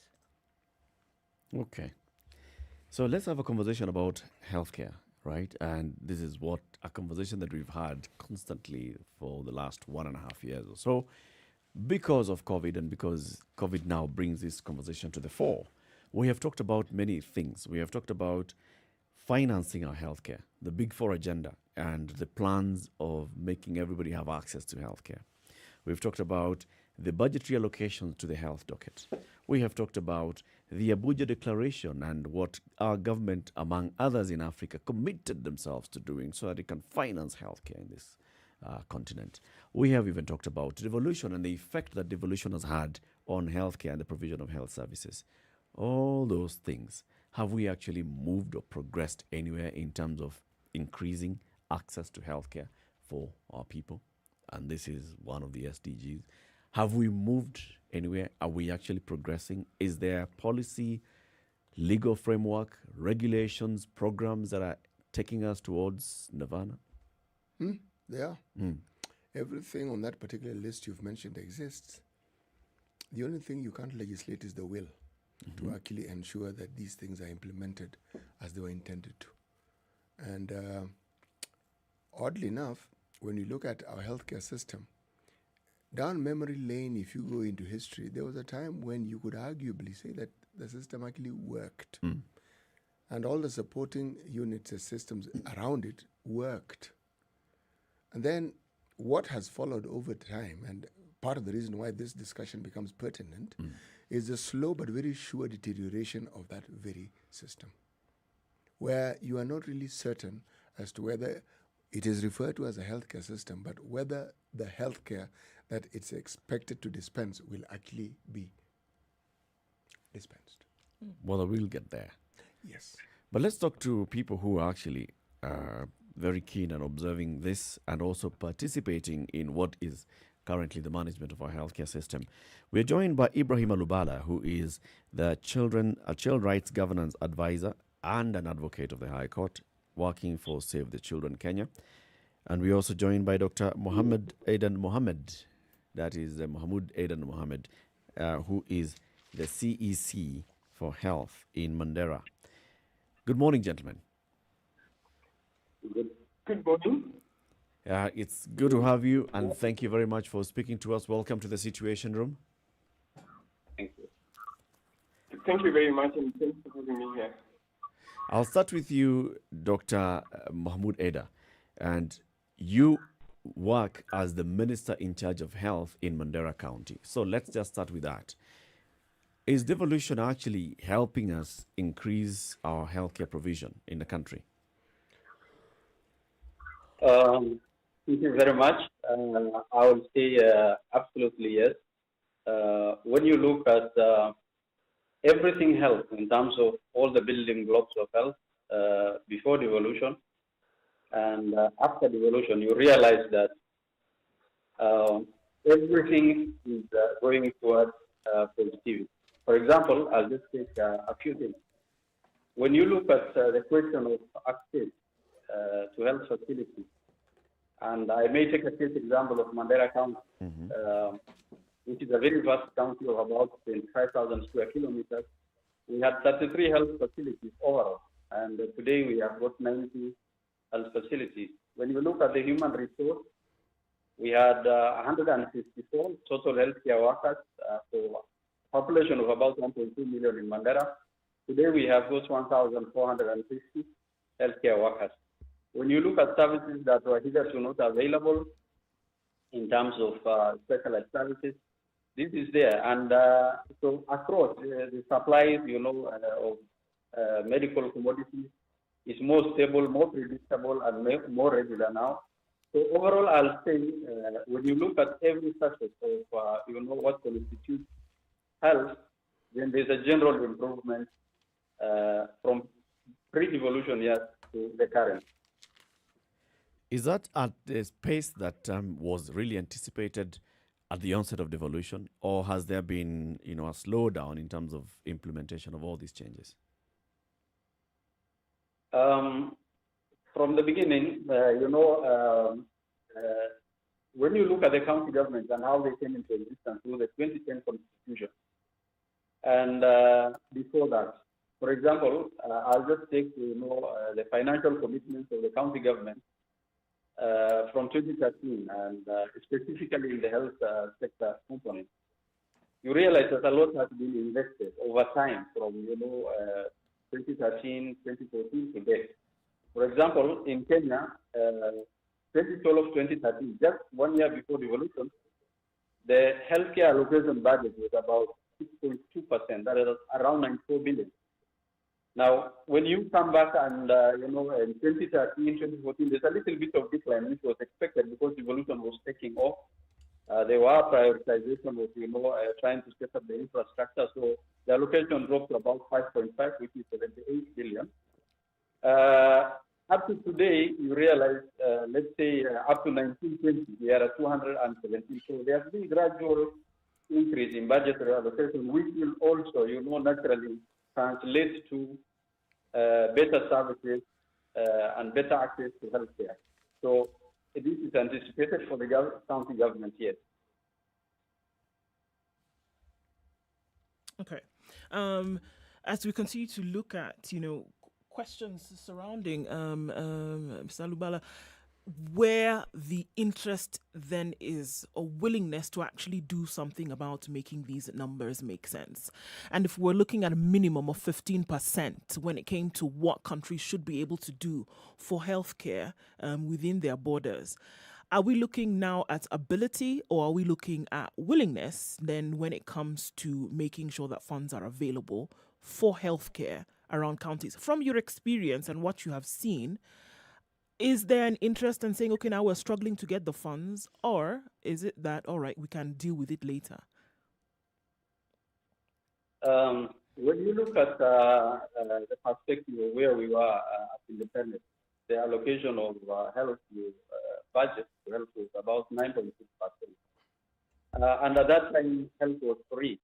Along the way, things changed and fees were introduced, and the budget was revised downward. But, the Abuja Declaration, like you correctly say, the African countries committed to 15% allocation of, national budgets to health. In terms of where we are as a country, I would want it to be integrated, the county government and the national government. The commitment has been there from the Kenyan government over time to increase, because we have not reached, that 15% commitment. Obviously, because of two things. Number one is political commitment that is required, and two, resource availability against so many other competing things. But generally speaking, when you look at 2013-14, we were at 5.5 in terms of allocation. Then 14-15, we are at 7.5. 15-16, around 7.7%. 16-17, 7.8%. 17-18, about 8.2. Then 18-19, 9.2. And currently around, somewhere around 10. We have not reached that goal, but the commitment is there from the national government and the county government, so that when you look at the county government, out of the total budgetary allocations, you realize across all the 47 counties, health is the one that is actually receiving most of the budget, takes to around, a mean of about 27.2%. So yes, political will is required, and yes, we need to refocus against the competing interests. But yes, the will is there. And Ibrahim, from your experience, what have you seen over the years? What have you seen, and how have things developed? How have things developed or progressed? Thank you very much. And I think I echo what Dr. is saying, that we've seen a lot of political commitment over time. Remember when Kenya enacted its new constitution in 2010, the general feeling was that we needed to devolve things that really mattered to the common Mwananchi. One of the things that really mattered to the common Mwananchi was actually healthcare, provision of healthcare services. What we essentially call socio-economic rights was very key to the local citizen. And you remember there was always this conversation around why would someone sitting in Takaba in Mandera County have to, bother Nairobi all the time over certain things. And so the general conclusion was that we need to devolve functions that really, really matter to the local citizen, and healthcare was key among them. So health is largely devolved, and that's why we see county governments having an expectation in terms of delivery of health services. And like Waziri has said, if you look across all the 47 counties, the bulk of the counties actually allocate a lot of, the bulk of the budgets actually go to healthcare services. Most of the counties are anything around 16 to almost 32% of their their budgetary allocations on health, and that is just county government. Now, going back to what you mentioned, the Abuja Declaration, in 2001, African countries made a commitment that they were actually going to allocate close to 15% of their budget line towards health. And the reason was very clear. The realization was that most of the healthcare aspects around the fight against HIV, tuberculosis, and malaria, but most of them were actually donor funded. And there was this general belief that at some point, donor funding is not sustainable. There is need to tap into our local revenue to actually finance our health budgets. And that is why there was that commitment that 15% of the budget should be dedicated towards health. But like you've said, 20 years down the line, we've not seen a lot of African countries actually living to that expectation. I think Waziri has given a very elaborate position insofar as Kenya is concerned. We haven't hit the 15% cumulatively, but I think it's something that needs to, a commitment that needs to be realized so that we achieve our health outcomes.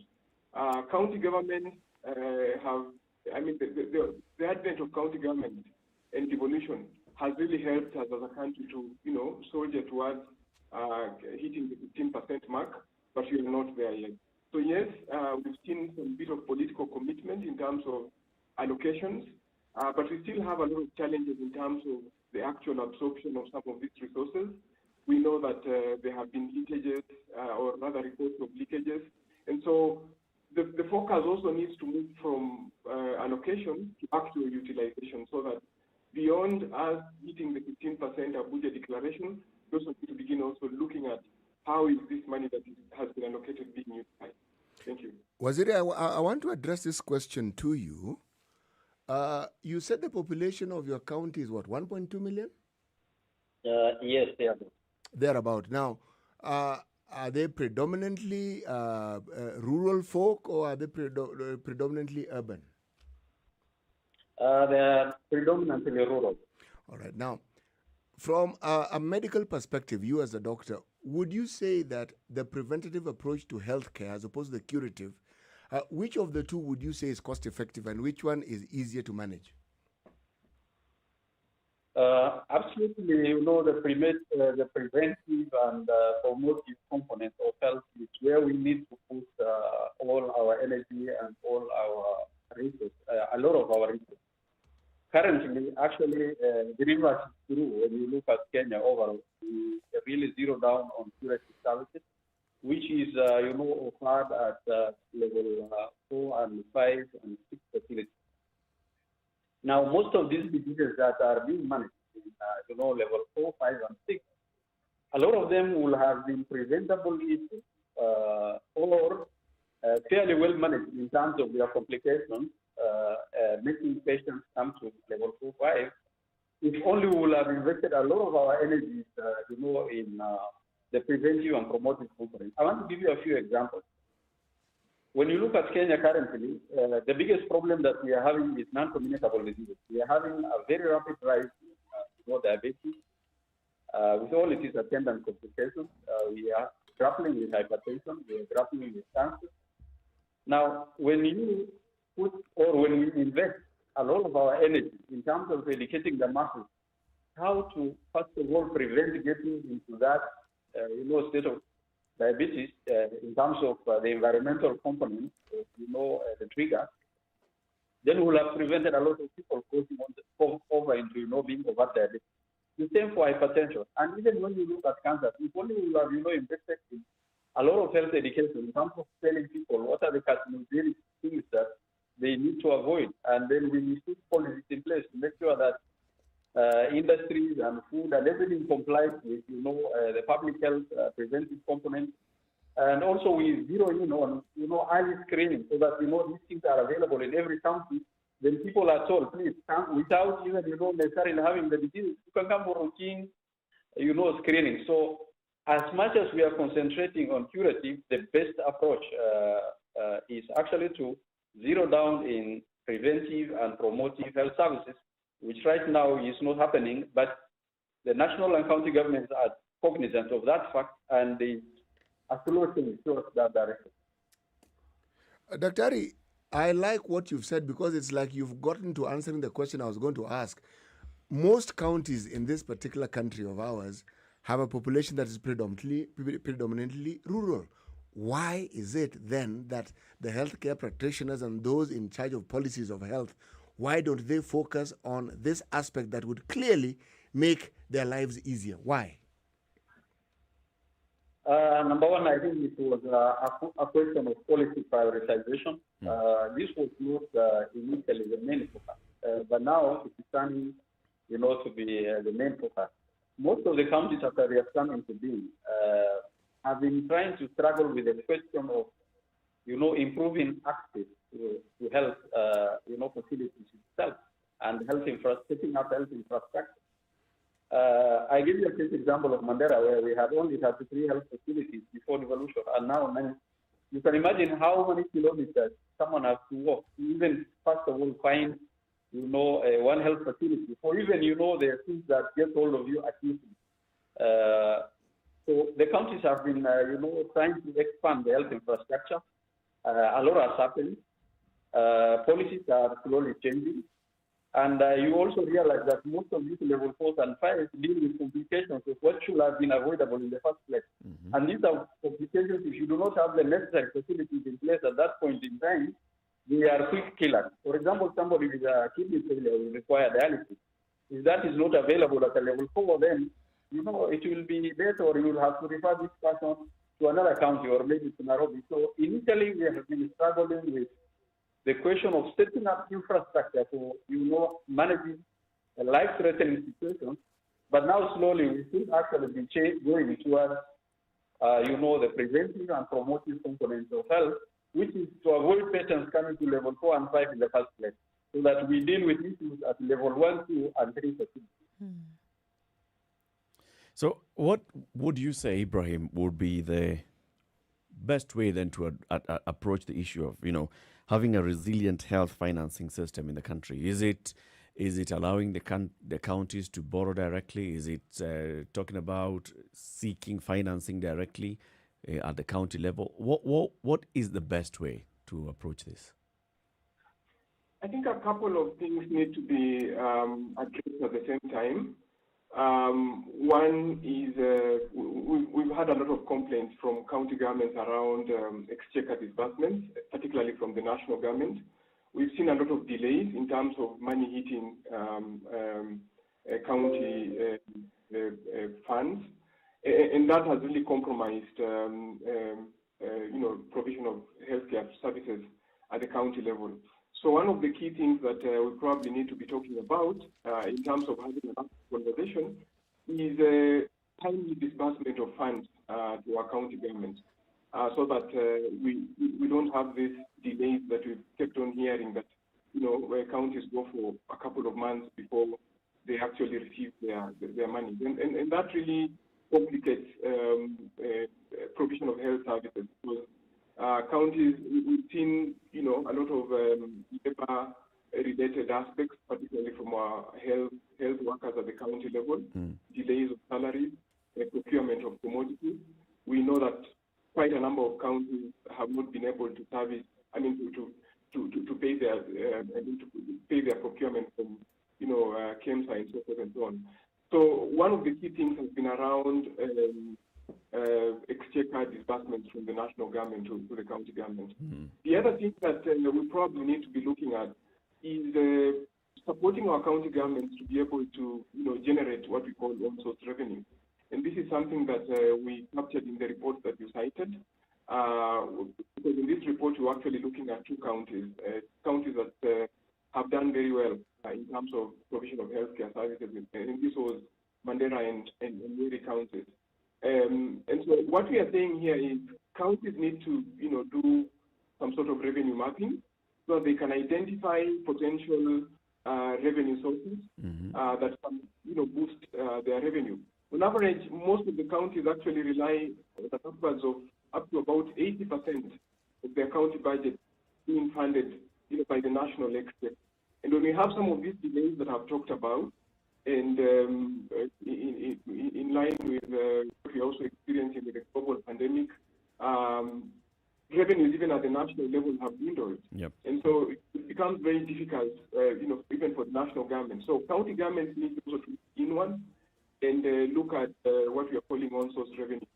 Do a revenue mapping. If you look at the Constitution, county governments are expected to collect taxes in the form of property taxes and entertainment taxes. We know that most of our marginalized counties, and certainly Waziri might also want to touch on Mandera, for example. Property taxes, they might not have a very solid tax base in the sense that they might not be able to collect a lot of revenue from property, seeing that most of the land is actually communally held. So we're also working with some of these counties to ensure that they increase their own resource envelope so that they're able to also look at certain things. And then the third thing that I would also probably talk about is around public participation. We know that it's a national value, both at the lawmaking process, development of policies, legislations, plans of action, ensure that the public is robustly involved in those developments. But most importantly, when it comes to the budget cycle, we should ensure that the public is also meaningfully engaged, because the public knows some of their priorities. Yep. They should be given an opportunity to shape, the public discourse at the county level, so that some of their priorities are actually taken on board. And this is when medium-term plans are being developed and also the IEBC plan. The county integrated development planning process needs to, be more inclusive. Yes, and involving of the public. Well, thank you very much, Ibrahim. Ibrahim Alubala is a human rights advocate and is also a child rights governance advisor for Save the Children. And we've also been having a conversation with Dr. Mohammed Eda Mohammed, who is the CCM for Health in Mandera County. Gentlemen, thank you very much for speaking to us this morning, and we wish you a great day. Thank you very much. It's time for us to take a break right here on Spice FM. 27 minutes after 7, we are live on Spice FM, KTN Home, and we are also live online. We'll be back shortly. Keep it right here.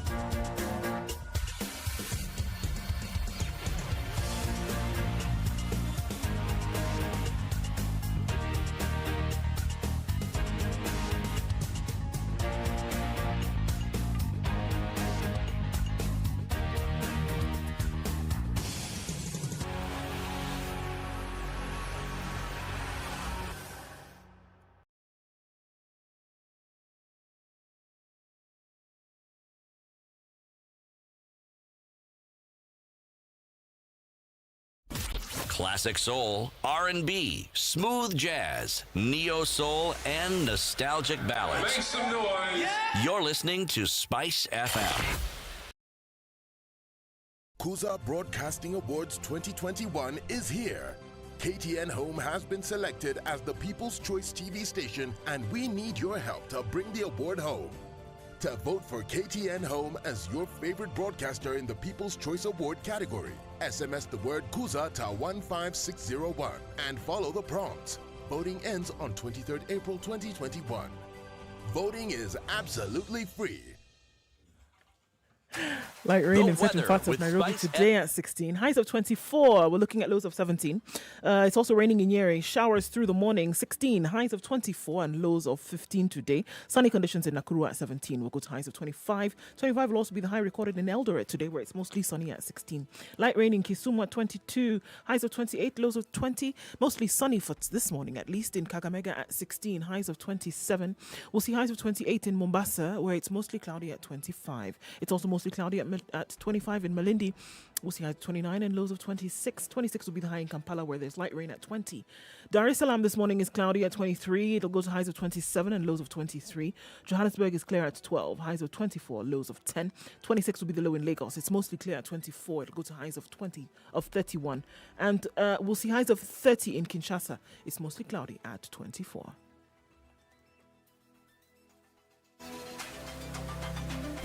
Classic soul, R&B, smooth jazz, neo soul, and nostalgic ballads. Make some noise. Yeah. You're listening to Spice FM. All right, so some traffic on Mombasa Road this morning. We're expecting this. It's going to be there for some time. Looking at it is Monday morning. Everybody's out on the streets again. It's moving in some parts. But other parts it clogs up. So let's just keep an eye on that. As per that, KFS is reminding us that 3 ferries up for service this morning. Not the usual 4. 3 up. And don't forget *712# is how you can pay for your ferry toll. Don't use cash because then you won't be able to go through and then it'll build up traffic, and we don't want that this morning, do we? Okay, coming out of Westlands through from the 87, it's kind of slow. The Red Hill bypass, however, you can use. Let's talk in a bit and see what it looks like. SpiceFMKE on Twitter. Text on 40127. If you get stuck somewhere we don't really know about just yet, do let us know.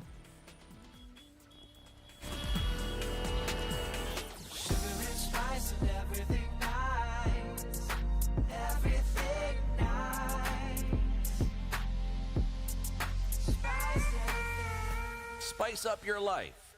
Mature, intelligent talk every morning. Spice up yourself.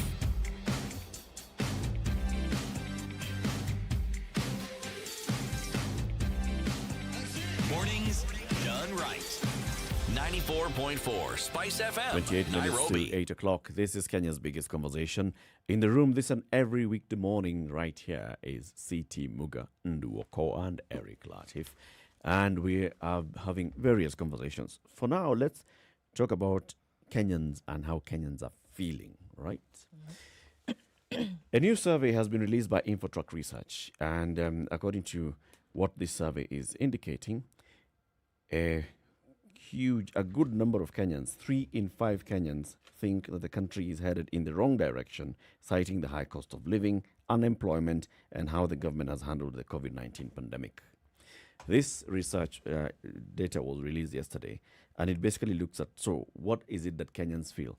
Kenya is headed in the wrong direction, according to 65% of Kenyans. 58% think that things are wrong in the country revolve around the economy. 34% are bothered by the high cost of living. 17% are unhappy about unemployment. 11% are unhappy with the government's handling of COVID-19 pandemic. Okay? Should the curfew remain? 65% say yes, and 51%. Nairobi has the lowest support for continuing with the curfew. 61% say since the government stopped the COVID-19 relief measures, the cost of living has become extremely high. The headache for many in the COVID-19 is 62% are concerned with the pandemic more as a personal finance issue, more than a health issue. 32% say their businesses have been negatively affected. 28% no longer have an income. And 17% of those surveyed had their salaries reduced.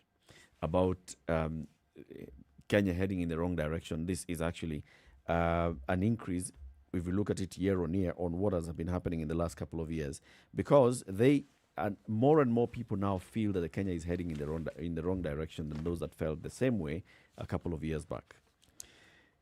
Coast 63%, Eastern 72% of those who were sampled there said heading in the wrong direction. Nyanza 78% felt it's heading in the wrong direction. Western 71%, and Northeastern 50%, Coast 63%, Central 56% of those who were sampled saying, look, this country is heading in the wrong direction. Now that's a very big thing to say. When people say it's heading in the wrong direction, what does it signify? What does it imply? Well, things are going south is essentially what you're looking at. Not really, and all of it hinges greatly on economics. How much are you able to have in your pocket? And then if your country is not, then if government is not able to then provide for you or make environment conducive enough for you to then thrive, then that's where it looks as though it's headed in the wrong direction. Are you able to afford what you were 10 years ago? with the shilling that you have in your pocket, clearly you're not able to purchase, you're not able to make do with what you were about 10 years ago. So it looks as though that is a situation and things are getting worse. You're not able to handle it in the manner in which you were before. Then things seem to be going to the dogs. Things seem to be going south. And then with that, you have the public declarations of things like, I mean, look, what are we seeing in the paper today? Civil servants looking for that increment, according to an agreement that they had. Government is not able to afford it because of other things and because of things that then came and took in the place of those required funds. It would seem as though everything is going south. Things are getting worse and worse by the day. And then what does that do? It dashes your hope against the rock. That if this is the situation we are in now and the light at the tunnel seems to have been switched off, then for a lot of people, the feeling is then some of certain heaviness that it doesn't look like it's going to get better anytime soon from all indications. But when you talk of the national government, or just use the word government, who is it that the ordinary citizen of this country is in contact with? Is it the county government or is it the national government? I dare say it's the county government. It's the county government for sure. How then do they measure? When they talk of government, are they able to distinguish? Yes, they're able to distinguish. But the influence in their lives on a daily basis is not the national government. It is their county government. It's their county government, and if they're going and having a conversation with their county government, for example, you know, this example that you kept giving of CT of what is going to happen now with this, as an example, with this BBI, is that you're going to have funds that are now much closer to the people, right? Which was one of the arguments. But then if you go to your county representative, for whatever it may be, that you're looking at having done. Education is not working in certain areas, and you go as representatives and you bring this before your MCA. Or you go to talk about health facilities, or public participation, to talk about things that are not working. And if the response that they give you as an MCA is that, well, yes, we know that these are things that need to be taken care of, but in terms of what comes to us and in terms of funding, it looks a bit iffy right now. If you take things to your governor, and they tell you, yes, we understand that this needs to be done, but we too have not received funds. A complaint that we have heard here. If a governor is telling you that we have not received funds this year, and then you're going to talk, and that's for normal operations of things that they need to do. They're not even talking about development projects. What does that do for the hope of everybody else who's hoping that things get better? It doesn't do much in terms of positivity. This survey was conducted between the 13th and 16th of March this year. All right. By this time, there was a lot that was happening negatively that had not happened in a similar period the previous year. Okay. Now, again, where perhaps the mention of national government would come in is with direct relation to curfew, lockdown. Okay. Because a lot of the problems that people talk about, yes, they mention COVID, but when you bring in a lockdown, especially in a city like Nairobi, some of the bigger towns, then the national government, the finger points directly at the national government. But why did I bring in the county government? Why I brought in the county government is this. Am I saying that this survey that was conducted collected the views of the citizens? Because it took place in 24 counties. Okay. Is it the views that were representative of what was happening from perhaps January to that period of time from last year? Or is it something that was cumulative and that whatever had happened during that period simply added on to what was already happening and the sentiments that they already had? You see, if there was a distinct difference when you talk about government, and I was able to see what it is that people thought of their counties, specifically their counties. Okay. And then specifically about the national government, all right? Then I would be able to say that, you know something, this downward spiraling sentiment that people have clearly indicates that it indicates a great dissatisfaction with the government. But also, if you look at the list that was given, well, there's a long list here: high cost of living, COVID, access to healthcare. This has been done.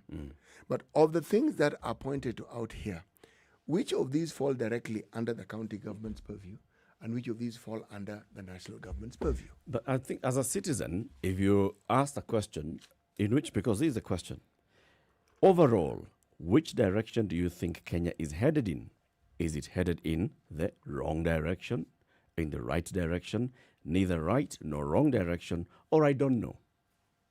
This is not about whether it's your county government, your MCA. It's, as a person, how do you feel the country is headed? It is true, Eric. Now, the person who's in charge of it is all of them. All of them are government. We have one government in the Republic of Kenya, which is in two levels, at national level and at county level. The decisions that are made, even now in the fight against COVID-19, the COVID-19 restriction measures are done in agreement between the national government and the county government. So as when I sit back and I'm asked, so in which direction is the country, I'm not going to be thinking, is it now because of the county? I'll just say wrong direction.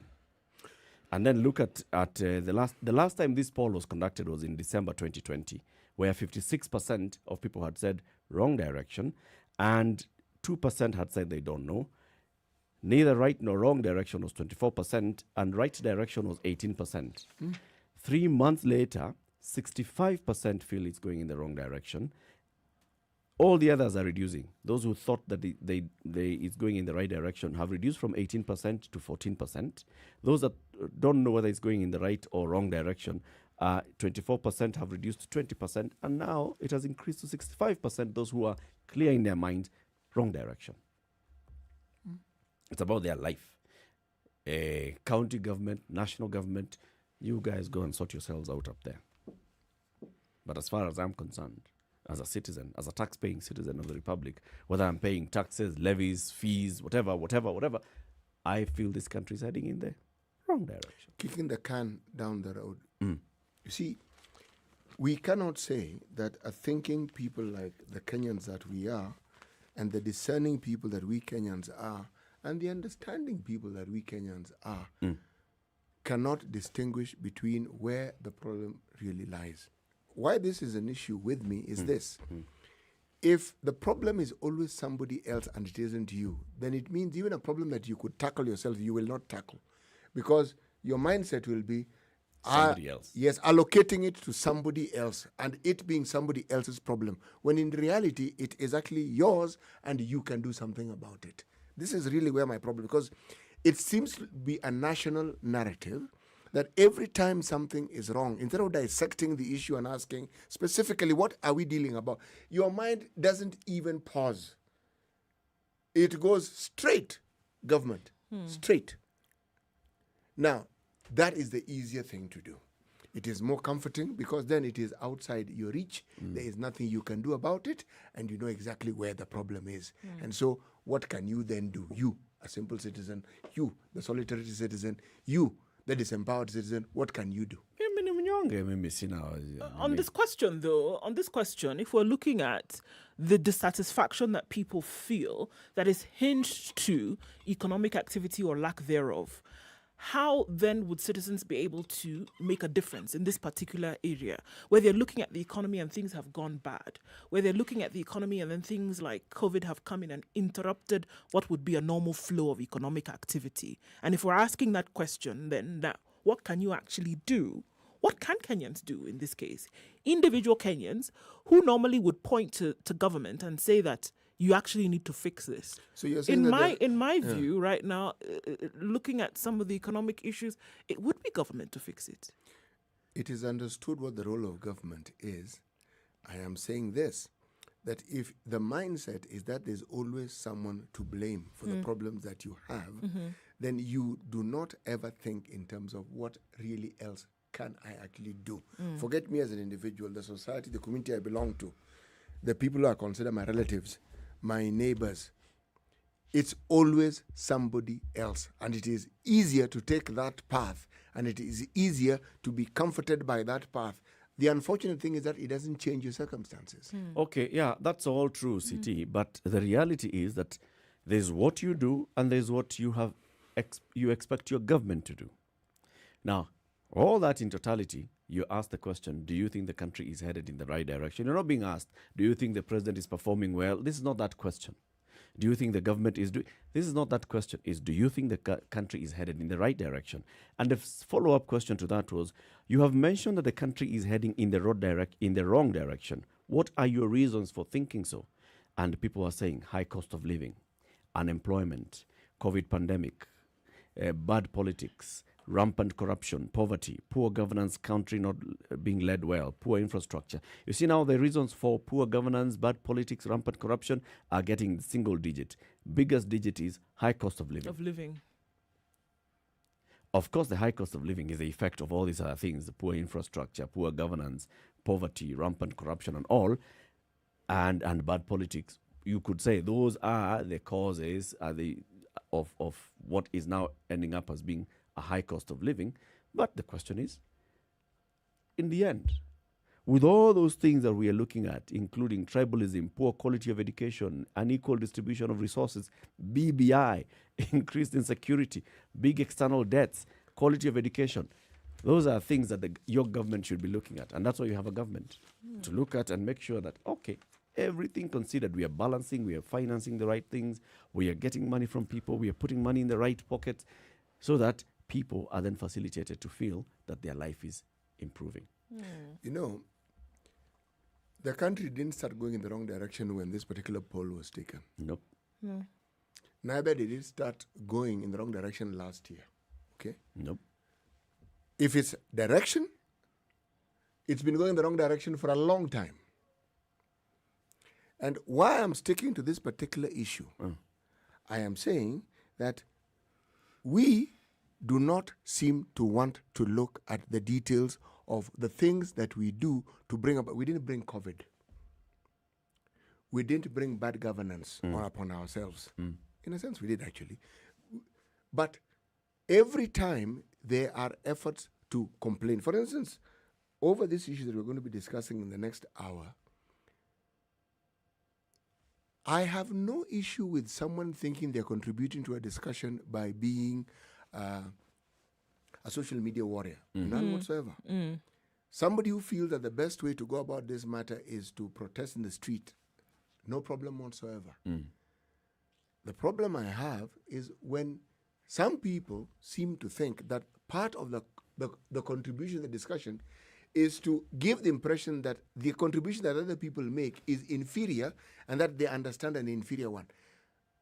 Look, everyone contributes to this discussion at the level that they can. Why am I saying this? If we keep looking for wholesale issues that explain our circumstances, we are denying ourselves that opportunity to actually singularly look at what it is that actually ails us. That's really my discussion here. So why don't you teach us and say, what is it that we should be looking at? Now, these details that we are ignoring. The details that we are ignoring is something we've discussed in this particular forum more times than I can actually count. It is auditing and figuring out, the moment I have elected this person, do I have another role, or do I just sit back and let this elected person continue with their job? And our constitution allows us and gives us the premise on which we can actually follow up and hold these people to account. We never do that because we have accepted that we are unable, and because we have accepted we are unable, we then take the next role to point fingers at our disabler.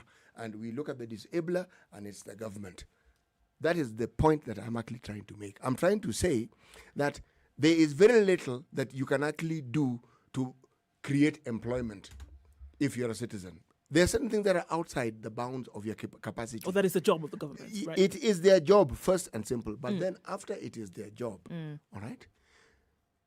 Then what is your job? Now, I am saying that the complaints that I hear, that is people trying to do something. And I'm saying that there's something that you should do is not necessarily walking or sending messages. Not that. That is the outcome. It should be revolutionizing the way you think and the way you look at problems. Instead of always looking at it from the point of view of I am helpless and somebody else ought to do it, focus on what, no matter how remote it is. Yes, that person, we understand what they're supposed to do and they haven't done it.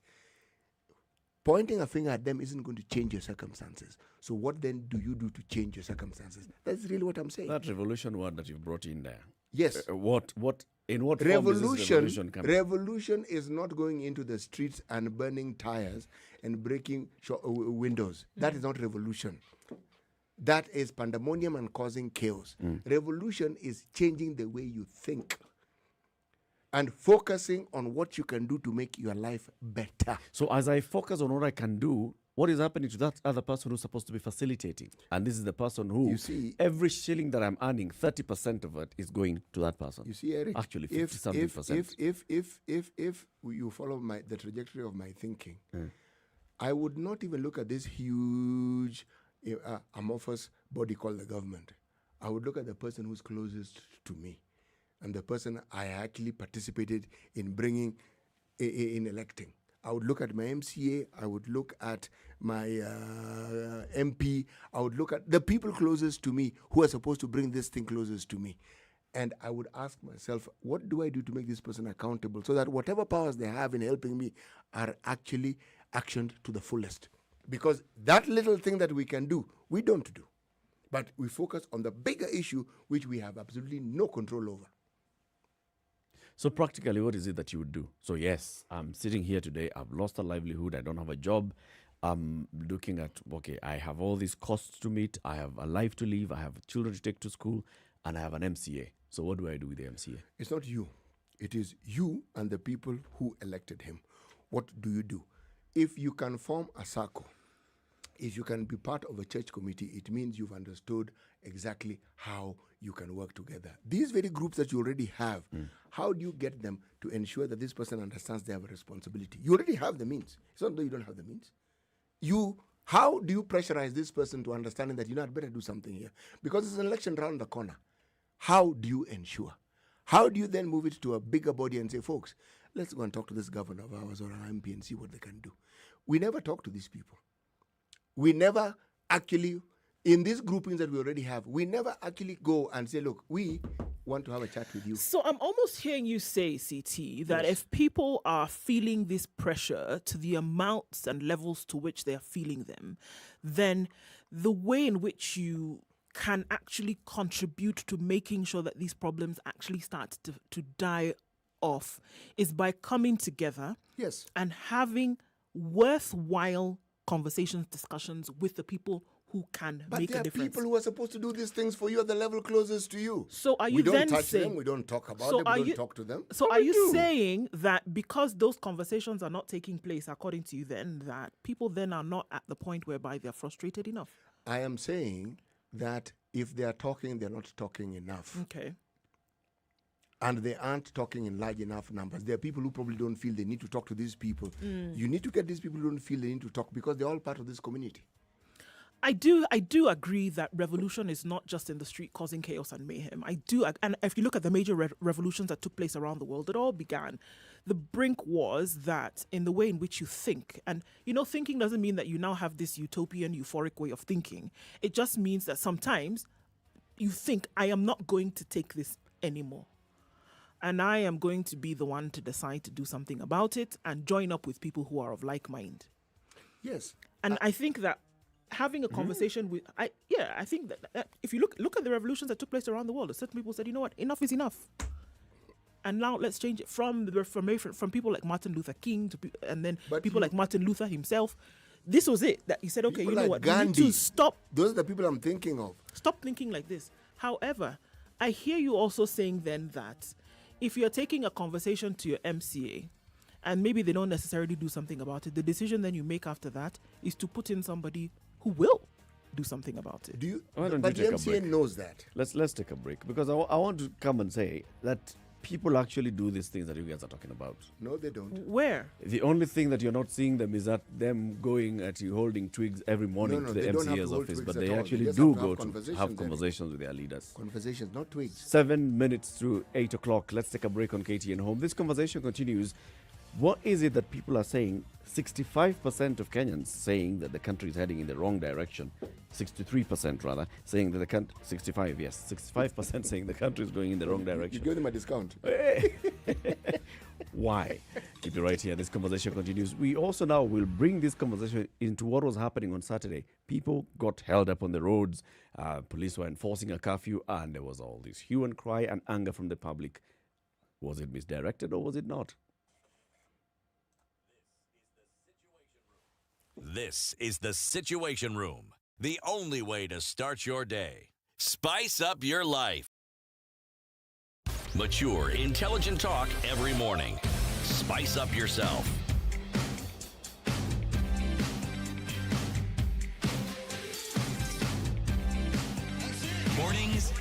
done right. It's 5 to 8. 94.4 let's Spice go back FM, on that. Nairobi. People organizing, mobilizing, engaging their leaders. Right? Yes. We see this in very many aspects. Yes. Where people boo down their leaders who are coming to speak to them at a funeral meeting because they feel that this guy is not in touch with us.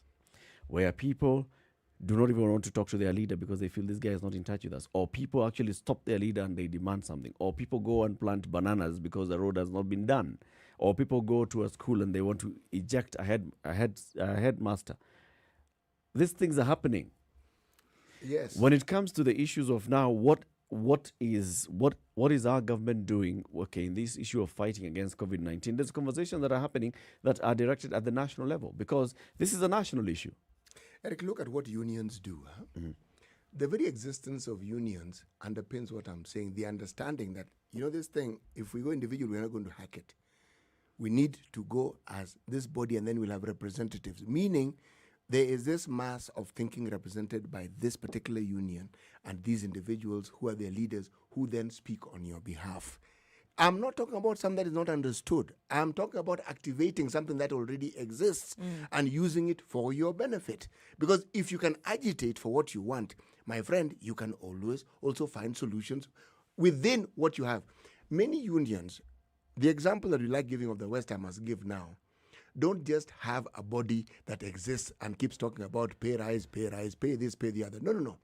What they also do, they have the equivalent of what we call a SACCO, so that people contribute to it. For instance, when they go on strike, they have money to give their members. When you talk of unions, for instance, let me give you an example of something that I think ought to happen in this country. The police service ought to have a union, okay? You know why? They interact with the public. They also ought to have a union that looks after, because they also have issues that they want to deal with beyond. If they can have a SACCO, they should have a union. A union that can negotiate, can talk on their behalf. You see, that is the benefit of a collective voice. We have collective voices, but we have this traditionally historical perspective of leaders that prevents us from actually talking to them. Forget the planting of the bananas. If it works, good. Talking consistently, persistently, and going to see them. Anyone who is a politician knows they want to be elected. They will talk, they will listen, and they will work with these people. That's how. That's the point I'm trying to get at. Not somebody who comes from, as we say, Maju, and comes to provide magical solutions. There are no magical solutions to these problems. I don't think it's consistent. I think that we do, and I think that the conversations or the push that actually is coming from certain quarters is coming in very low percentages, and it is not coming as potent as it could. Because we have very many examples of the consistency that happens when it comes to lobbying for very many countries around the world. And it happens. Why? Not just because somebody comes and makes noise on one day, because they're constantly and consistently applying the kind of pressure that would only result in some kind of action. Like you said, I mean, you can plant whatever and you can post up in some place, kick out a headmaster today, but then how does that influence the changes that we would want to see in a system? Except for being consistent, except for it being until it gets to the point where anybody who comes into that position realizes, hold on a minute, if I'm not number one listening to the people, if I'm not actually doing my job, then the likelihood of me being removed is actually very high. Yes. Until it gets to the point whereby the psyche and the mind of those people sitting in those positions realizes that, you know what, I'm not here for myself. I'm actually here to do a job and to actually make life better for this environment and for the people. Until you have people thinking in that way, then the job of lobbying or the job of activism or the job of putting pressure on your leaders actually is not being done. It's not. Okay. I'm just quiet because at some point I'm getting lost. How can we assist you to be found? Because you're turning this on the citizen instead of turning it on the government. No, it's government responsibility. I'll tell you 100%. It is government responsibility. We know it's government responsibility, but we're saying, in addition, we all know what the government responsibility is. I am simply saying we have the means and the power to do certain things which we are not doing. To make sure the government is doing what it's supposed to do. Yes, or the people. Forget this amorphous body people. Let's start with the basic people whom we elect. We are not doing it. Okay, so let's see what's happening on the roads and then continue this conversation into the next hour. This is Kenya's biggest conversation, the Situation Room. Good morning, it's now 8 a.m.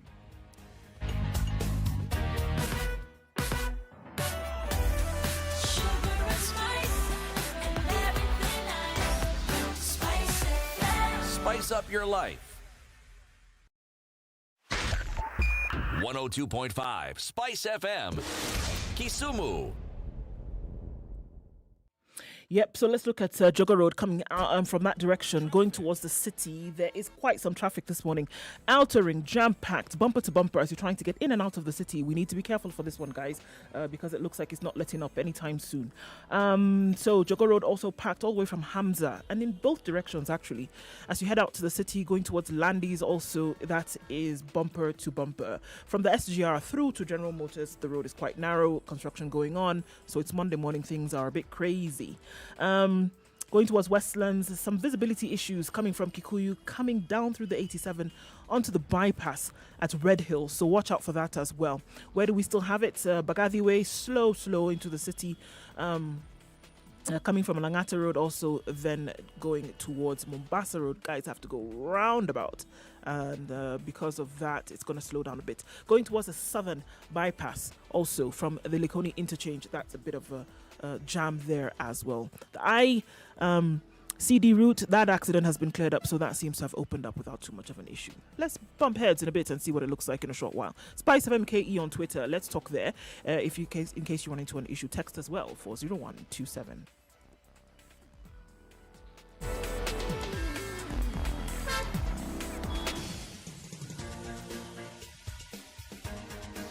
This is the Situation Room, the home of hard-hitting political commentary and penetrating insights about the state of the nation. This is a talk radio experience like no other. The Situation Room, a place for hard truths, debates, and elevated conversations. The Situation Room, witty, political, engaging, deep, controversial. In the room, we have C.T. Muga, researcher, academic, seasoned political observer, a fountain of wisdom in these politically uncertain times. Ndu Oko, Nigerian by birth, Kenyan by choice, communications expert, Pan-Africanist, a truth seeker and believer in people power, and Eric Latif, agent provocateur, the man in the chair, seasoned journalist, news hound, a man who believes in punching up, not down.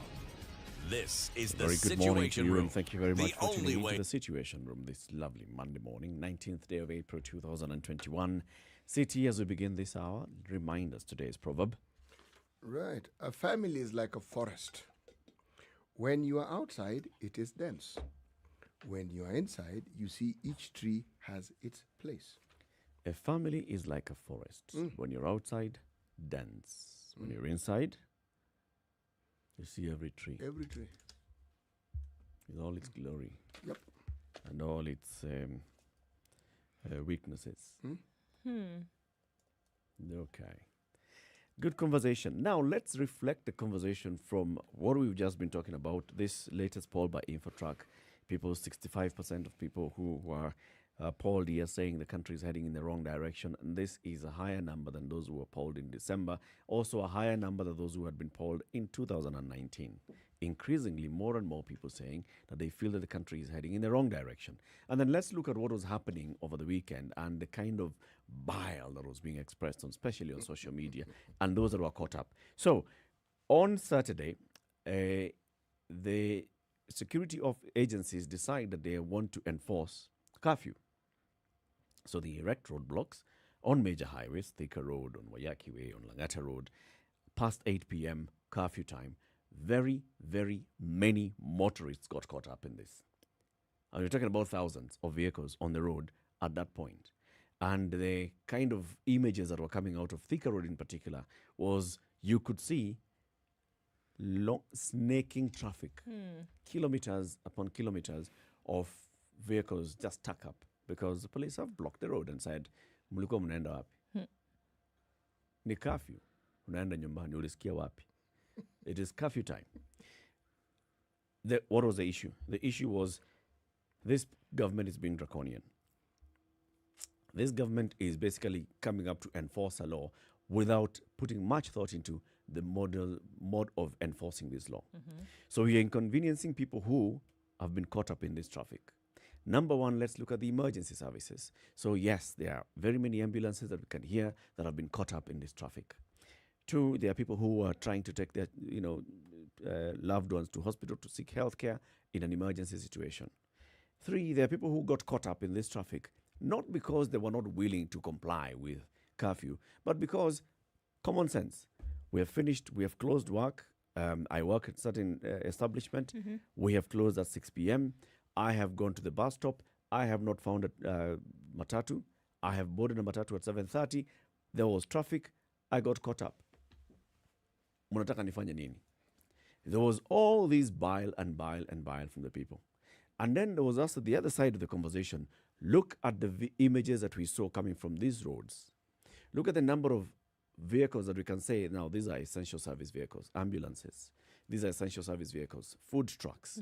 These are essential service vehicles, matatus, right? And how many were small cars that we call personal? How many personals were on the road on that particular day?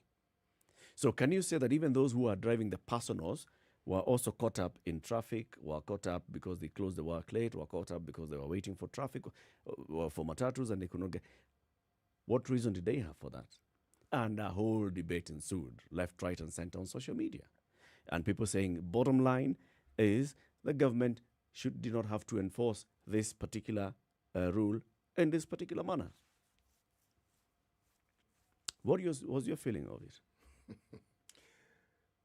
You know, when one is inconvenienced, one will lash out. If it's at night and you're expecting to be in your house, in the comfort of your house, you will lash out even more. But of significance, if you do know that what you were doing was actually not right and you're hoping to get away with it and you're caught, you will really, really, really lash out. And you will point fingers at in every other direction other than the direction of yourself. It isn't a simple issue as the government. Well, let me start with a simple issue. The government was doing what it's supposed to do. Have we not talked about compliance in this studio for the longest time?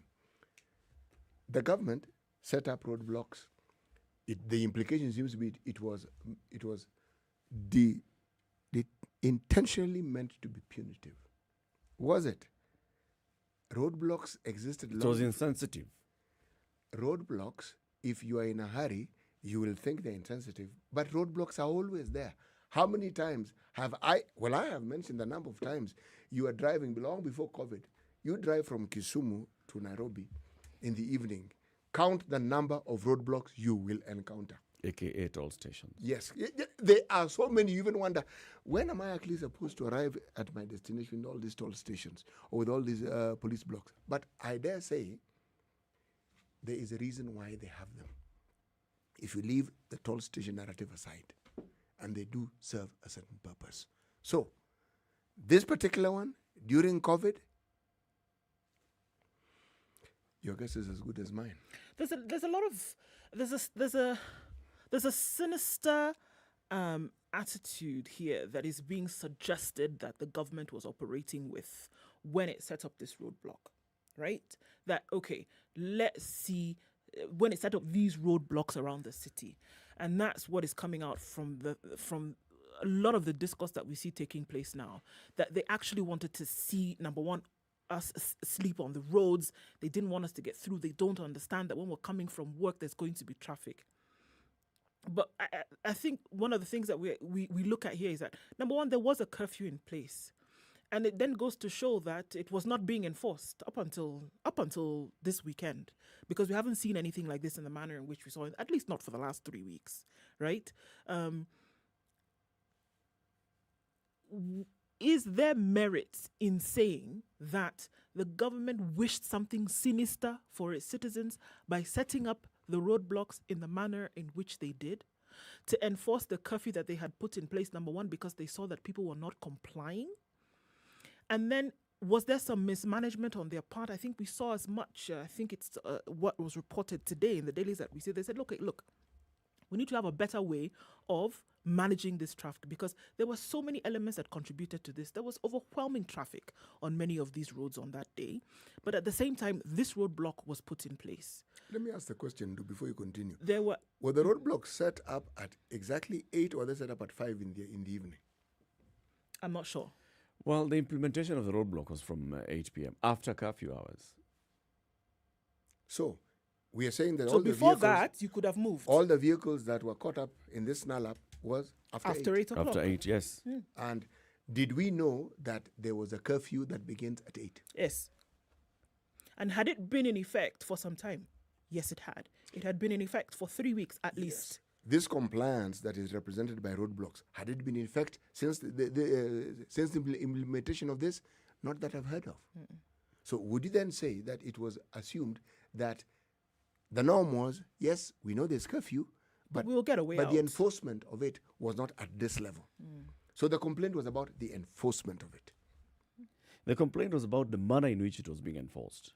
Okay, how ought it to have been imposed? Those that have asked that question have said, but I pay the government to think. Why are you asking me to think for the government?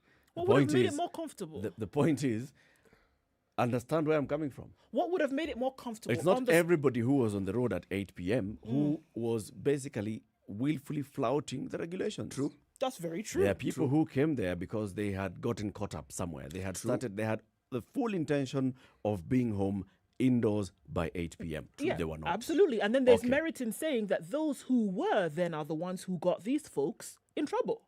Do you see what I'm saying? The people who should not have been on the roads because they didn't have a strong enough argument to be are the ones then who made it a very difficult situation from those who were in a supermarket, for example, that closed at 6 o'clock and needed to go home. Those who work in essential services like ambulances then who are now stuck on the road because everybody else was on the road. This is the thing. Those who had a weak argument or no argument at all made it very difficult for those who did.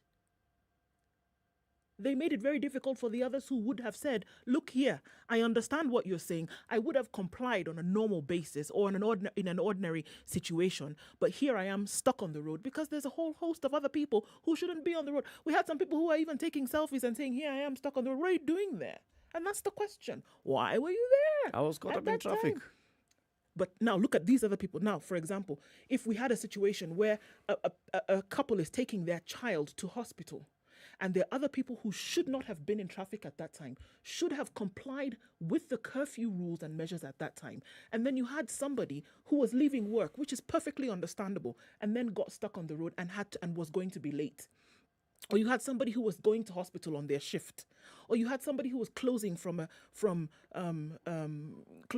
job that closed just before that time. Everybody else who was not supposed to be in that situation then compounded it for everybody then who was. And that's what I'm saying. There were a lot of people who should not have been out at that time. Because like you're saying, those roadblocks were not set up at 4 o'clock. The roadblocks were not set up at 5. They were not set up at 6. They were not set up at 7. Curfew starts at 8 o'clock. It was a Saturday. Then you plan, and I know it sounds like somebody says plan your journey. It sounds really insensitive. But then the question is, bearing in mind that you know this is happening, would it have been possible, or is it not possible to find a way to comply at the very minimum? At the very minimum. So we avoid all... Now look at what we're dealing with now. There's a lot of soreness going on right now. And we're saying that government is being sinister. This is not something that they... On the first day when they... Remember the first cessation of movement that happened last year? And there was drama in the city. Then I said, no, this is not fair. You should not have done it in this manner. And then you say it comes into effect from midnight to night. And there are people who are traveling. What do you expect them to do? Have a major problem with that one. Have a major problem with that. But here in advance of time, for 3 weeks at least, we knew. Why were we making it difficult then for those who then had a valid reason to be on the road or who were late normally? So you can imagine you're late. Then you come and you're late and maybe you don't have a valid quote unquote reason to be. Then you join everybody else on the road. So now you mix in with people. And unfortunately, it would seem as if law enforcement is coming and it's going to punish those who had a valid reason, plus those who did not have a valid reason, plus those who are being essential. Everybody thrown in the same pot. Give it a little background and go back into the past a little bit when we first implemented such measures. again we saw drama. Did we not hear of people who were in an ambulance and were not sick, but actually they were merrymakers? Did we not hear of people trying to circumvent the roadblocks and going? This issue of non-compliance among the citizenry has been there for the longest time. Saturday, yes, I understand, can be a busy day. But not everybody works on Saturday. And a lot of people who work on Saturday work for half the day. Yes. So if I'm going to be nitpicking, I'm going to ask. If this happened on Friday, I would understand perfectly. Because Friday, my friend, people want to leave. Yes, it's absolutely crazy. This is Saturday. This is Saturday. So if that's why I asked earlier on, what time was this roadblock set up? Look, it's not pleasant to be out in the cold when you know very well you could be at home. My argument in the previous hour was, the personal responsibility that I take for certain things. Okay? You put it well, Ndu, when you said people who had legitimate reason for being on the road at that particular point, a good reason, then get caught up with people who did not and could not, in all reasonable, say, well, actually, the reason why I'm on the road is this and this. But you see now, the way it's being implemented, the reasoning of government is the same. That all of you guys belong, mtego wa panya huanasa waliomo na wasiokuwemo. That's true. So according to the person who set the trap, nyinyi wote ni panya. Whether you are omo or you are osokuwemo, right? This is the thinking that people have that, look, it's possible that half of the people that you inconvenienced that night had legitimate reasons why they were late. Yes. It's possible that the other half did not have legitimate reasons. Or even the scale could tilt any other way. But then, how do you enforce and make sure that those that have genuine reasons do not end up suffering? We have seen clips on TV. One clip was actually being played on KTN News last night, where somebody said, she is a hawker. She closed the time when we actually get proper business is around 6 o'clock. So I close my business at 6:30 p.m. I start heading home. I don't find a matatu on time. My matatu gets caught up in that traffic, and therefore we get to the roadblock. At roadblock, I am forced to alight from my matatu. What happened? This particular lady was now forced to take a boda where she paid 500 shillings for about a 3 kilometer journey. 500 shillings, and still ended up walking another extra kilometer or so to get home in the middle of the night. This is where we are saying, if the government had then put on proper thinking, maybe they would have avoided this. You see. So yes, there's all this enforcement. It's the same. The reasoning I'm using here is, look, we are talking about the same administration that woke up and announced and told the president, please read this, announced that we are having curfew from no flights from tonight midnight, no SGR from tomorrow morning. And the president goes ahead and announces that, and pandemonium ensues. Why? Because there had not been proper thinking of how to implement this regulation. So it's the same thing that people are complaining about. Was this the only way? Was this the best way for you to implement this? Yes, you want to enforce, and you want people to know that they need to be home at this time, but was this the best way? Well, your argument is pertinent. Was it even the best way to have announced these measures in the way it was announced? Could there not have been a discussion before these announcements were made?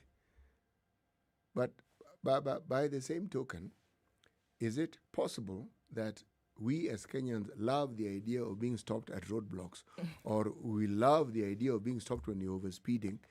Look, there are two discussions here. There's what Kenyans like and expect, and there's the way the government does its business. These arguments must be separated. Because here on Saturday, it clashed. What Kenyans like doing and what the government likes doing. Mm-hmm. Yes, the government could have done a better job of this. They could have. I think they've admitted to that quite from what we're saying today. They have admitted that, you know what, we could have sorted out this could have done traffic a better situation, job. we could have done a better job of the traffic management. At the same time, taking into consideration that in terms of compliance with these measures, with these curfew measures, it is very clear that below 50% compliance is happening in this country. And this is not just, it's across board. And so it gives rise to that thinking or that feeling that, all right, we're getting towards curfew hour. I'll be able to make my way through, number one, or, I'll be able to talk to somebody nicely and be able to pass through. We can't ignore the fact that there's that latent thinking that, all right, I'm getting late, but it's okay. It's going to be all right. Okay, I'll figure it out. 7:45, hata nikifika home 8:30. I'll be fine, right? So even the way in which it's dealt with, look, everybody, you've either had that thought or you've run into somebody who's had that thought that, okay, I'll be fine. Look, it's 10 o'clock and nothing is happening here. There's no... So you think that it's going to be a day like no other. Now, in terms of pulling a rabbit out of the hat and shocking Kenyans, I think the MO was a bit faulty. However, are we going to run away from the reality that in terms of compliance, people just are not complying? Listen to what the Nairobi Regional Commissioner says. Following our routine review and assessment of implementation of the COVID-19 containment measures, we have established that compliance with the said guidelines within the Nairobi metropolitan area is below 50%. That is, more than 50% of people in Nairobi are basically just not complying fully with all these guidelines. We have also noted with concern that there is willful violation of these protocols in estates, especially prohibition of large in-person gatherings and compliance with curfew restrictions and other health protocols.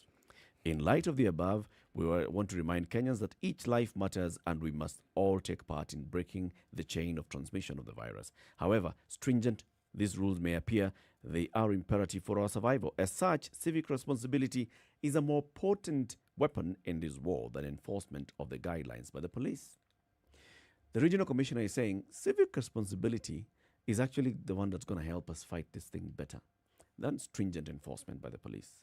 Yesterday's traffic snarl-up, and he's referring to Saturday's traffic snarl-up along Thika Road, was occasioned by efforts of our police officers to strictly enforce the curfew restrictions, and we acknowledge that the inconvenience this may have caused the road users.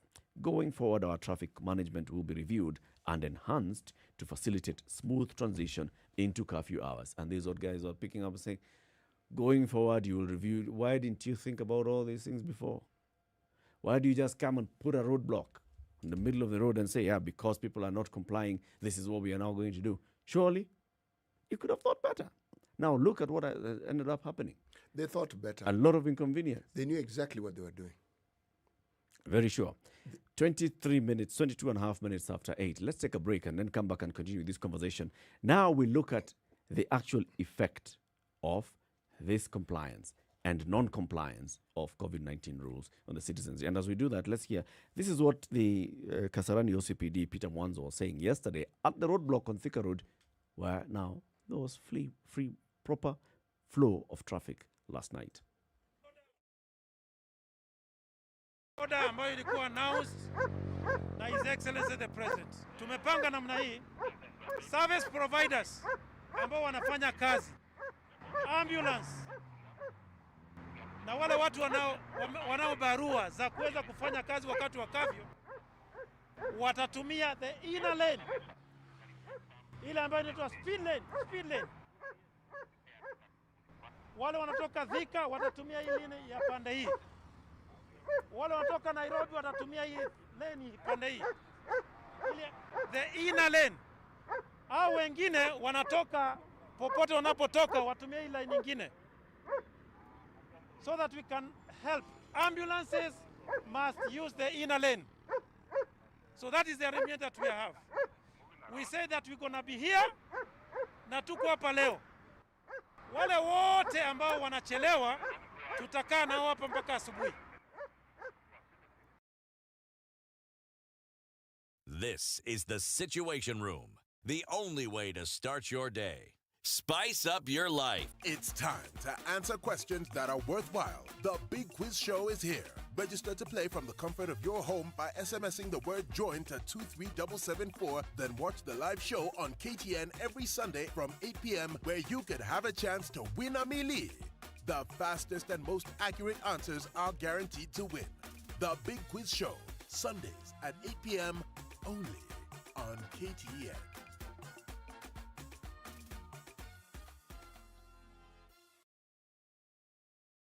Spice FM. It's getting hot in here. Oh, everybody steals. It's better a thief who brings something small back. And I say to myself, there's no better thief. A thief is a thief, period. All those bribes, how much they're getting per year, how much inconvenience they're causing, as much as you call it a small case, it's worth it to be convicted. The truth is, we are a tribal nation. Because if we were not tribal, and I want to go back to this, you cannot continue walking around with a mug which is clean outside and it's rotten inside. We have become a fuliza country. We have mortgaged our country because of debt. You've got one chef working and the assistant chef wakati anatakana koroge unga nini hayuko. This is the Situation Room, the only way to start your day.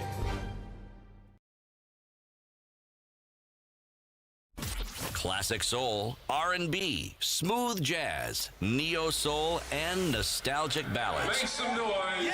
You're listening to Spice FM. All right, so the sun is peeking out through those clouds in Nairobi this morning. Chance of rain in some parts of the city later, 50% chance. Highs of 24 and lows of 17. We'll see highs of 24 in Nyeri, lows of 15. Light rain still continuing at 16. Partly sunny conditions in Nakuru at 18. Highs of 25. Highs of 25 in Eldoret as well. It's mostly cloudy at 18. 28 the high and lows of 20 in Kisumu. It continues to rain in some parts. Mostly sunny in Kakamega at 19. Highs of 27. We'll see highs of 28 in Mombasa. It's mostly cloudy right now at 25. 26 is what it is in Malindi and mostly cloudy. Highs of 29. Highs of 26 in Kampala at 19. Heavy thunderstorms recorded this morning. Light rain in Dar es Salaam at 24. Highs of 27 today. It's 13 and sunny in Johannesburg. 24 the high and lows of 10. 31 the high in Lagos. Mostly clear at 23 and mostly cloudy in Kinshasa. Highs of 30. Lows of 24.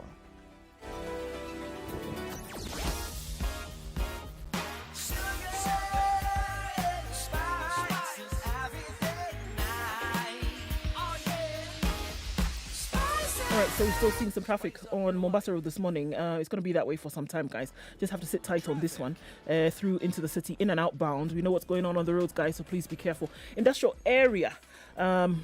Let's keep an eye on that. So the heavy traffic this morning from Juja due to the truck that had overturned. So those coming from Thika, use the service lane from Juja. It makes sense. You get where you're going much faster. Service lanes are your friends this morning on the Thika Super Highway. The main highway not moving as smoothly as you'd like it. Kiambu Road is packing up and then joining the highway. It's going to take some time to get through this one. All right, so let's keep an eye on how things open up. In a short while, we'll look at what's going on in other parts of the country. But major highways in Nairobi this morning, packed. Keep an eye on things. Spice FM KE Twitter. Text 40127.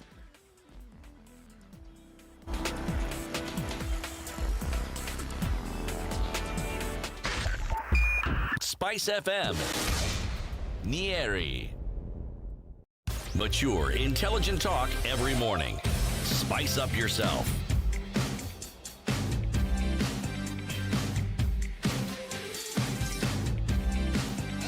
Mornings done right.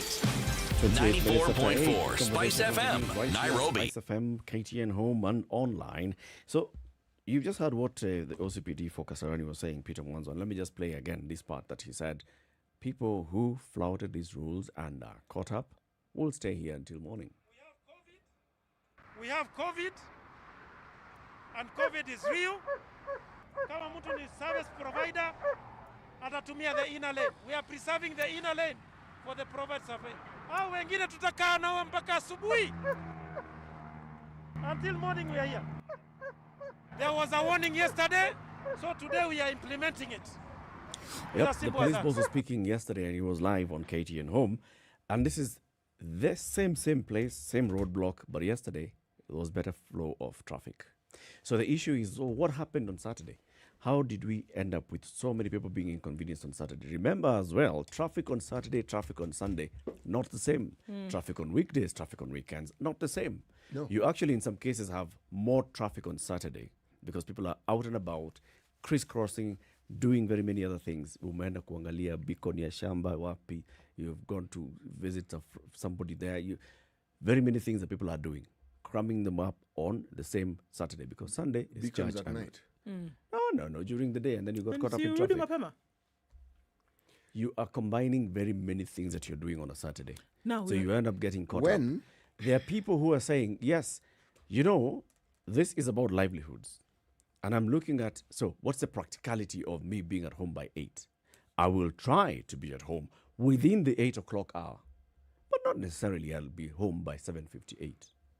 Fine, go ahead. And you try and do exactly that and see what happens to you. Something similar in this discussion took place when the government was trying to bring about order at the Likoni Ferry. Yes. Okay? God Almighty, the ruckus, the complaining and the noise. But you know something? Order was created. Was that a necessary method to use? Let me Because ask. even in Nairobi, we saw that.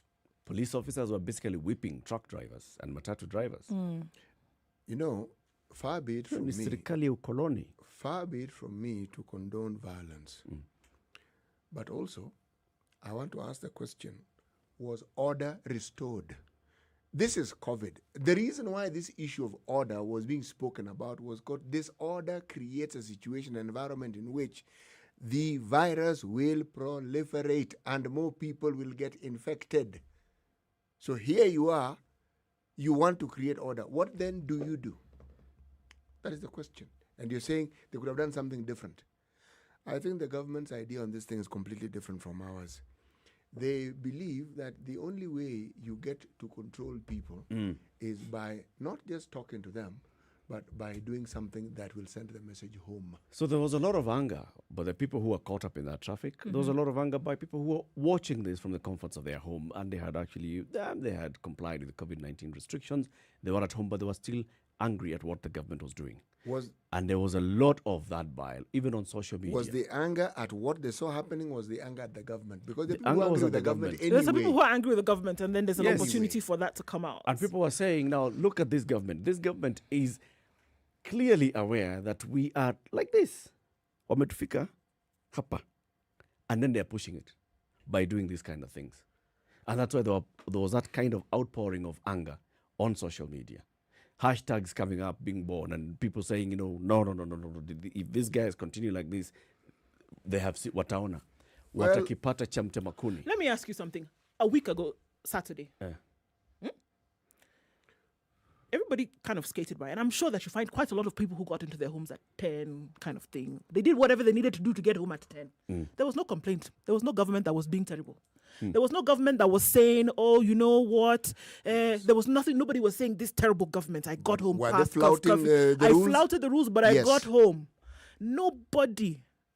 The narratives can change in 7 days because there was an order in place. Even that last weekend when you got home late. Even that last weekend when you got home outside of 8 o'clock. So this weekend, they're trying to tighten the reins on things to make sure that at least let's do what we have said that we're going to do. And you know what? The second thing is that it's not an everlasting edict. They have said for some time, let's see how we can contain this thing so that then we can now come back and see how we can allow things to flow. So why is it a week ago that we did not see this terrible government that allowed me to get home past 10 o'clock? But now that they're enforcing it, this terrible government that is now stopping me from getting home. Now, somebody after took to 8 Twitter o'clock. and actually brought that home and said, look, you people who are complaining about this on social media, going about all the business, it's basically because now you're realizing what other Kenyans go through on a regular basis.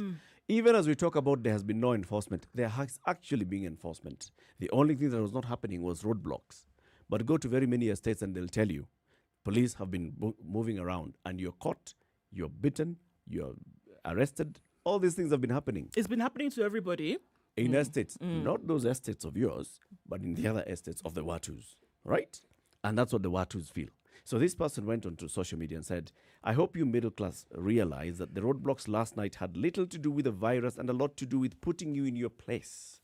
You guys have the mistaken belief that because you have a connection higher up, you are insulated from government injustices. So how do you actually take advantage of your connections? You need a COVID-19 vaccine, even though you're not in a vulnerable group? No problem. You know somebody. I know a guy. You're caught up partying after curfew hours? No problem. One phone call and you call Nani and they sort you. You need a passport or birth certificate in a hurry? Money isn't a thing. You actually are able to get this. You think that is injustice? And you think injustice won't find you? What you experienced last night is just a sliver of what ordinary Kenyans have to go through every day. Mama Mboga being harassed by Kanjo, Matatu passengers being harassed by cops, the woman chasing her husband's death certificate for months. That's everyday Kenyan life.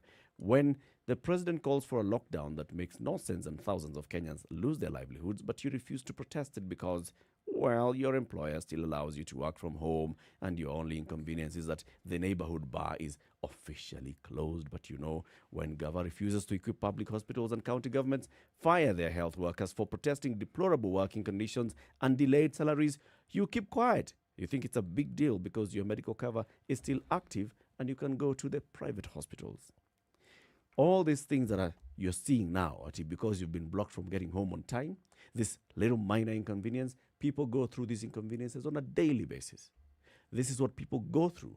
You just sit back and you complain here once or twice. You're going to make noise on Twitter and then you'll forget. You'll talk about let's pour out into the streets and then you will not do anything beyond that. You talk about the high-handedness of the police officers and yet you don't even follow up on knowing how high-handed they actually are. This is it. Now, we followed up with the person who was talking about this on Twitter. Her name is Carol, and Carol is now with us on the line. Carol, good morning. Morning, Eric. Morning, City. Morning, Du. Good morning, Carol. Thank you very much How for are you joining guys? us this morning, Carol. Yes, thank you, Eric, for having me on. Now, all the things that you wrote here, you're basically saying, you guys are making noise, you're making noise, nyamazeni. No, not really nyamazeni. I think for me, it was really just to provoke that thought of, okay, guys, all these things that we see and hear about and pretend they're not happening to us happen every day. Yeah, and as we talk about enforcing this curfew, I think we also just need to go back a step and ask ourselves, why is this curfew in place? Yeah, I don't think there's any right-minded Kenyan who disagrees that Nairobi metropolitan was becoming a hotspot and needed to be locked down. Yeah, I think everyone agrees with that.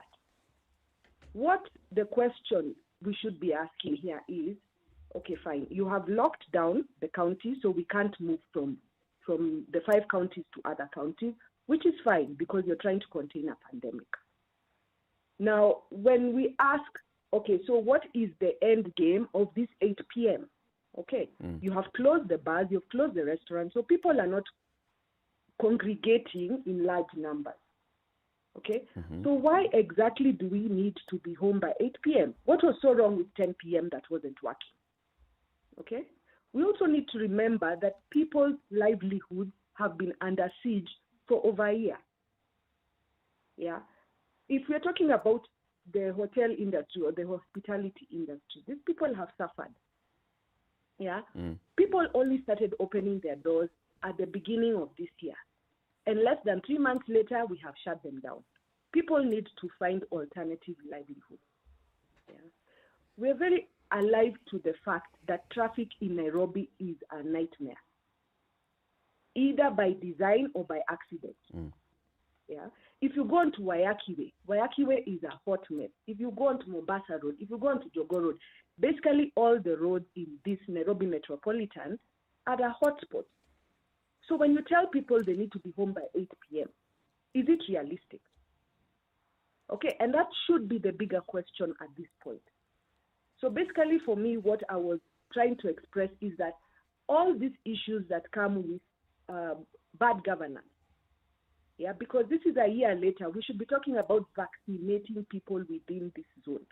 Let's have a target. Let's say we are, okay, fine, the numbers are up in Nairobi metropolitan. We are looking to vaccinate at least 40% of the people within this zone before we reopen. Can I ask but you a then question, Carol? when we focus on 8 p.m., we are losing sight of the bigger picture. Can I ask you a question, Carol? Yes, Siti. Would you say that us Kenyans, we're all included in this us, that we have been given to the discipline that is required in complying with the COVID rules? You see, we have to think about where this indiscipline comes from. Okay, we have a set of leaders who are indisciplined themselves. I think it was just this weekend when we are talking about these roads being locked down, yet we are seeing people from Nairobi are in a meeting in Nyeri discussing politics. Okay, so this indiscipline is systemic. And the reason why it is systemic is because systems are made to fail so that things like corruption, what we call theft of public funds, and sugarcoat it and call it corruption, so that these things can thrive.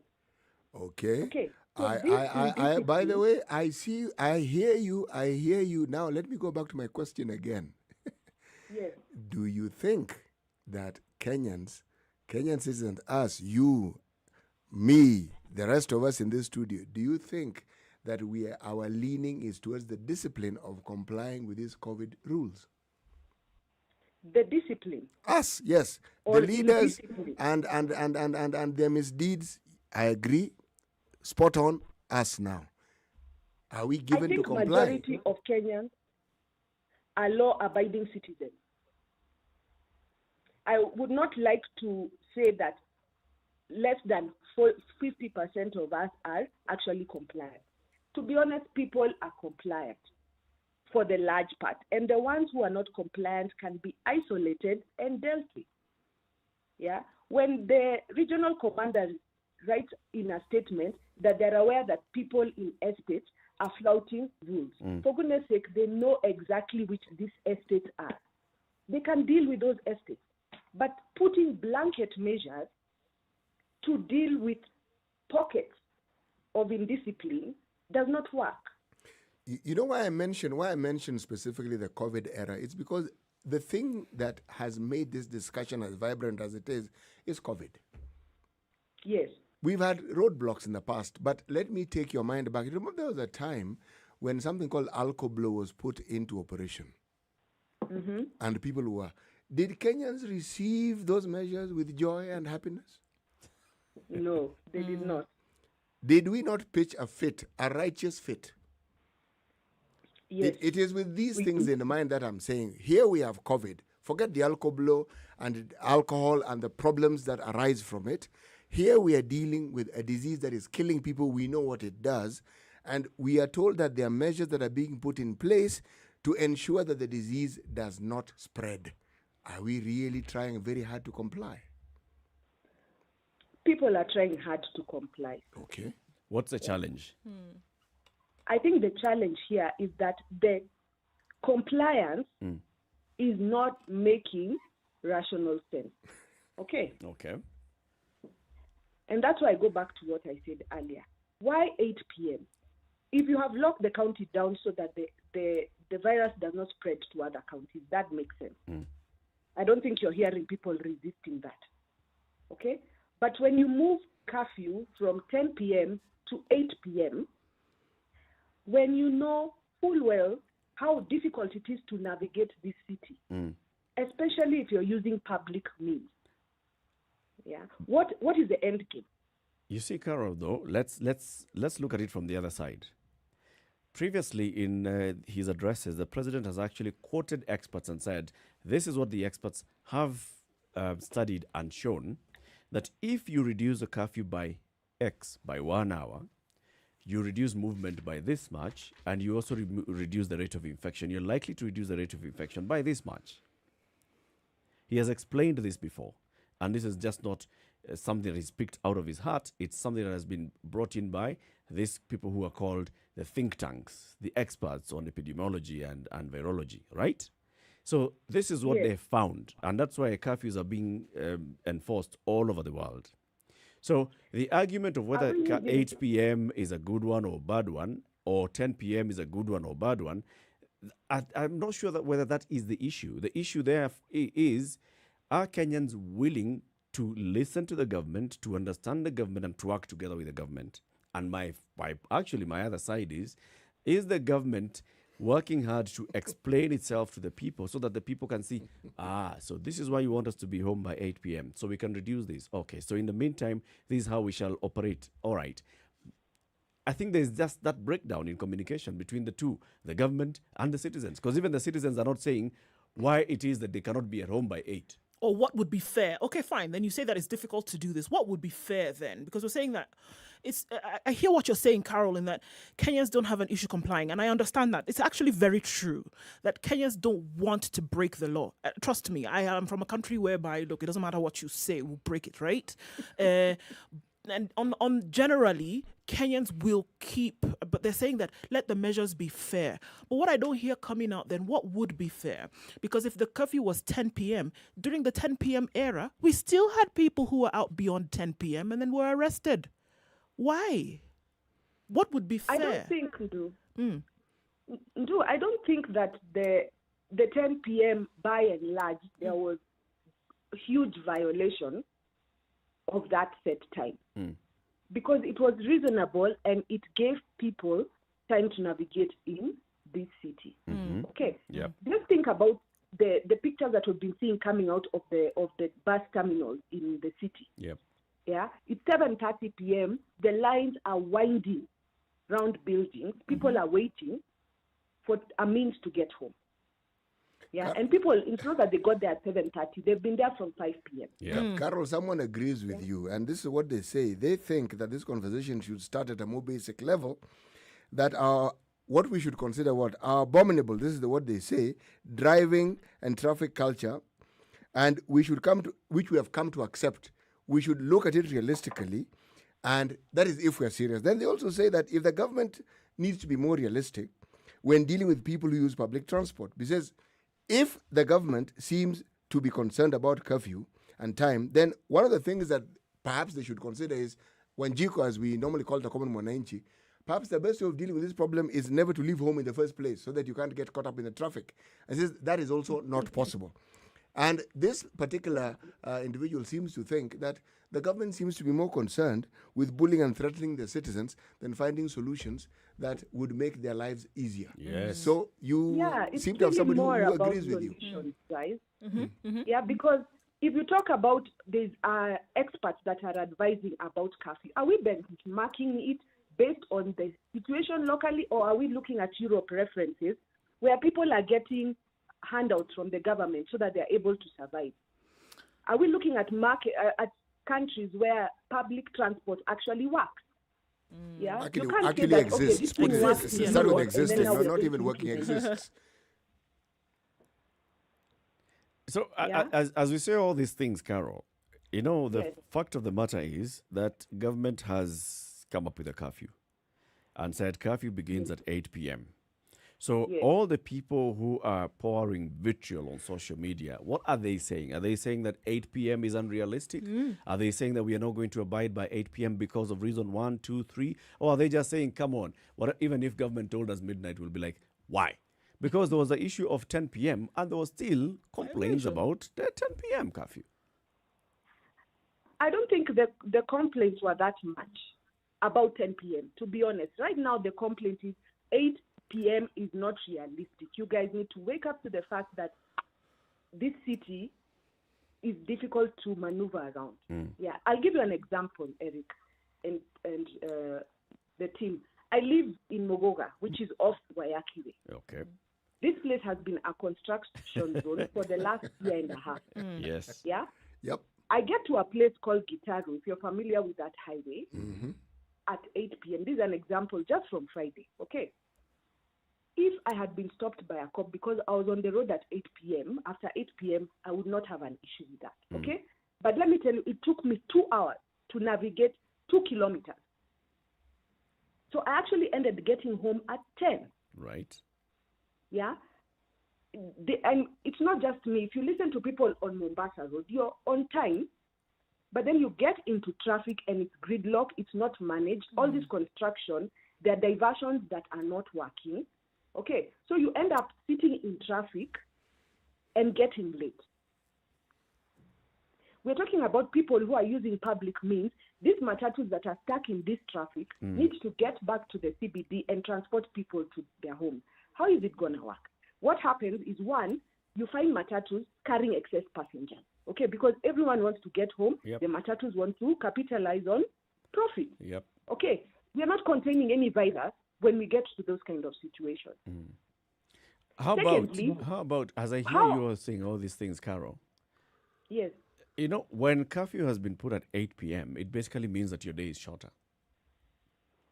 Are we Yes. saying that, because now you say you started your journey at 6 and that's why you got caught up in traffic at 8. So if you are to Yes. plan yourself so that you are you're home on time, you should be starting your journey at about what, 4:30? let me tell you, Eric, the 4:30 you're talking about works for people who work in offices. How many people work in offices? Not many. Yeah, think about the hawker. You talked about a hawker earlier. Yeah, for her business is that period when people are getting home. So fine, the office worker leaves the office at 4:30. The worker is waiting for them on the street so that she can make her sale because the whole day she has not made her sale. So she's tapping into the traffic between 4:30 and maybe 6:30. Then she starts to make her way home at that 6:30. Yeah. And that's the majority of Kenyans we are talking about. How many people work in factories, which are still operating on capacity, and you're not necessarily going to be let to leave the factory at 4. Yeah. You see, if lockout is 5:30, your shift ends at 5:30, and that's the time you will start. Can I push back here? So, let's say that people who work in factories, people who are hawkers, people who are working in supermarkets, in shops, are closing at 6 and leaving to go home. But agripreneurs such as yourself and others are able to leave at 4:30, and those who work in offices. If those that work in offices and all left at 4:30, then there'd be no much traffic. There would be reduced traffic at 6:30. But now all of you are on the road at 6:30. No, you see, and that's where policy comes in, Eric. Okay, so if you are a factory worker, for instance, and factories are running up to 5:30 or 6 p.m., what prevents the government to think about a solution for those particular people? Okay, we had the Kasarani OCPD talking about, so the inner lane is going to be for emergency services. Yep. That's the kind of thinking we require. It's about policy. Yeah. On Saturday, what happened is they closed the roads and they did not care whether you are an emergency service, whether you are dying in your car.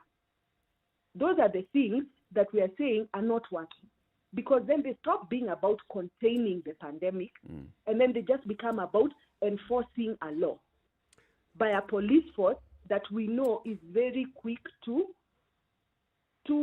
be difficult and to be uphanded. Okay. Let's say that people were not stuck on the highway and they had followed Rwanda's example and taken them all to a stadium, like the Kasarani Stadium. Would that have been better? Yes. Tell people, okay, fine, you are being charged with being outside of curfew hours. But this thing of punishing people, that's not how governance works. But remember, And Carol, then we also need to ask ourselves, if they were this directed public to a act, stadium, they would still not be getting home. you would still not be getting home, but you would be charged with whatever flouting the act rule. or whatever regulation Yep. which is still up in the air, how this enforcement is being done. Okay? And that's what we are saying. If there are people who are flouting regulations, we deal with them. Yeah? But this thing of blanket, this blanket enforcement of rules doesn't work. Because all it does is create the impression that government is here to make life difficult for citizens. Yeah. And then what happens? You get more resistance, you get more agitation. Yeah, if this goes on for a few more days or weeks, I can assure you there will be a confrontation between citizens and police. the government. And then what happens? Anarchy. Yeah, the next thing we'll be talking about is some people have been shot.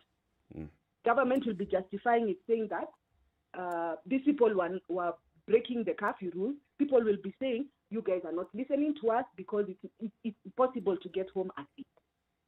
Yeah. So, we need to start thinking differently. Yeah. And back to the original question, we are trying to contain a pandemic. Is 8 p.m. really the thing that we should be focusing on, or should we be focusing on things like, okay, do people have access to water? Do Okay. people have access to vaccines? Do people have access to the right kind of treatment if and when they get sick? That's how to contain a pandemic.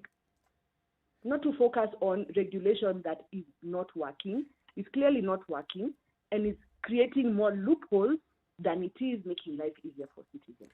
You know, I want to use a phrase that Eric uses and to push back a little bit. It actually did work.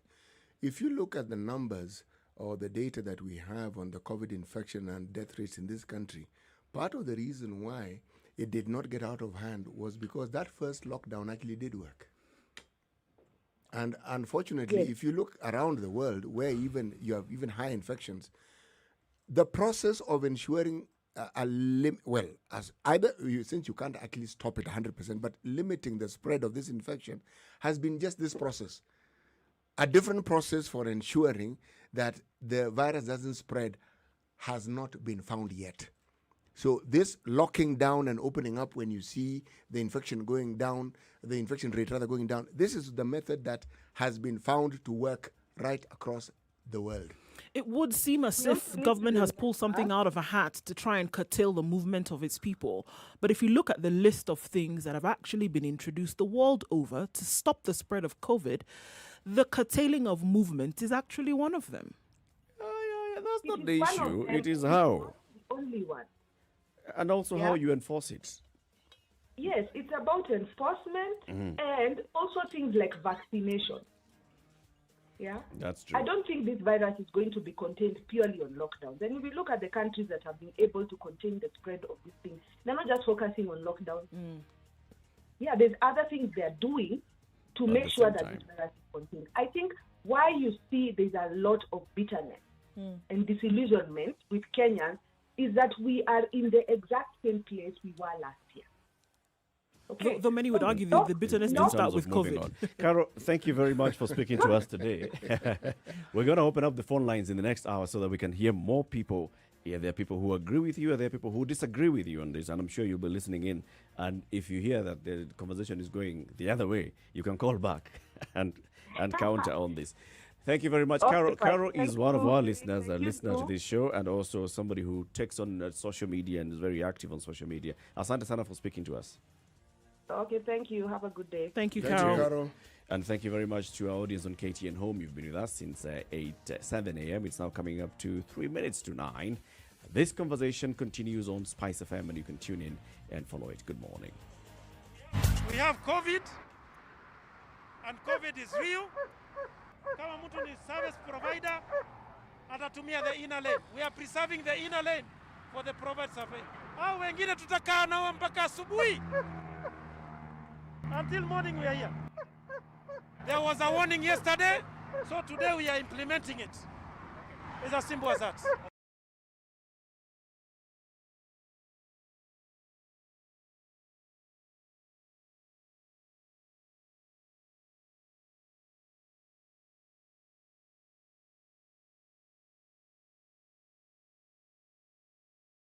All right, so Julia says, I'm with Carol on this. Yes, we are law-abiding because we know how devastating the disease is, but sometimes we're just caught up because survival for the moment outdoes anything else.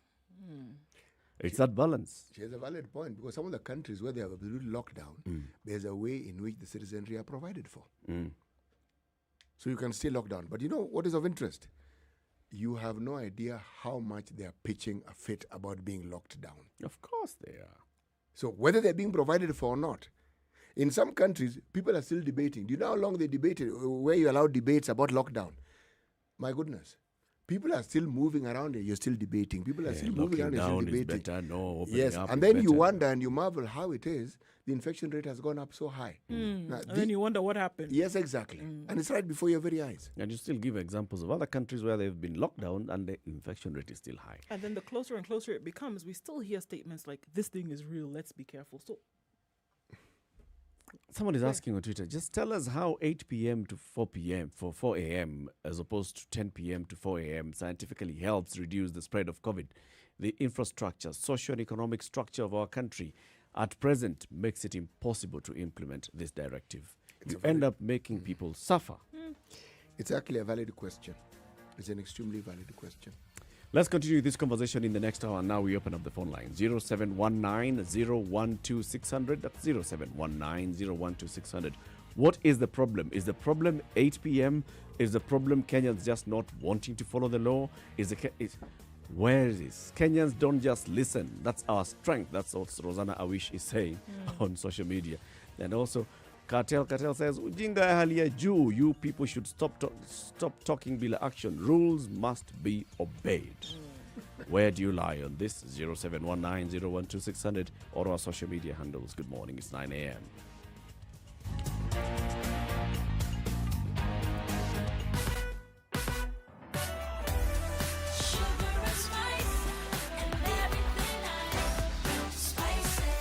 Spice up your life.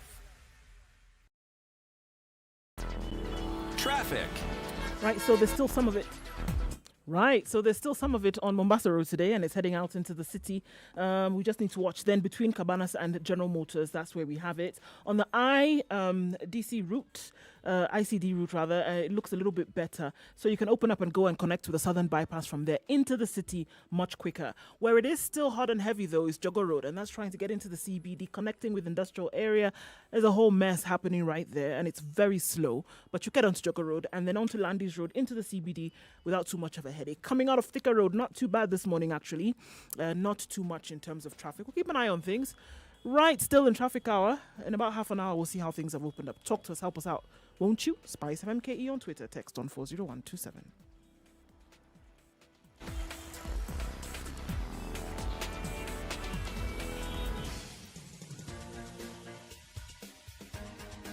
This is the Situation Room, the home of hard-hitting political commentary and penetrating insights about the state of the nation. This is a talk radio experience like no other. The Situation Room, a place for hard truths, debates, and elevated conversations. The Situation Room, witty, political, engaging, deep, controversial. In the room, we have C.T. Muga, researcher, academic, seasoned political observer, a fountain of wisdom in these politically uncertain times. Ndu Oko, Nigerian by birth, Kenyan by choice, communications expert, Pan-Africanist, a truth seeker and believer in people power, and Eric Latif, agent provocateur, the man in the chair, seasoned journalist, news hound, a man who believes in punching up, not down. This is the Situation Room. The 2 only minutes way after to 9, start so your the day. conversation continues. And before we pick the calls, let's hear today's proverb. A family is like a forest. When you are outside, it is dense. When you are inside, you see each tree has its place. A family is like a forest. Ukiwa nje, you just see dense. Canopy. Beautiful. When you get inside, now you start seeing each tree. Yep. Right. Things become clearer. Right. Okay, so what is the issue with the curfew and enforcement that was happening on Saturday and now? 8 p.m. Is the issue the time? Is the issue police blocking the road? Is the issue... We need to work. We need to work. Is the issue earning money? Let's go to the phone lines. Sami in Nakuru, good morning. Good morning. How are you doing today, Sami? Well, Kabisa, how are you? Very well. The issue is not about the time. Even if we take from 8 to midnight, people will still be late and go at home at 1 and 2. Why? The percentage of people held up in that traffic is just a very small percentage of people who are just disobedient. Majority of people were home.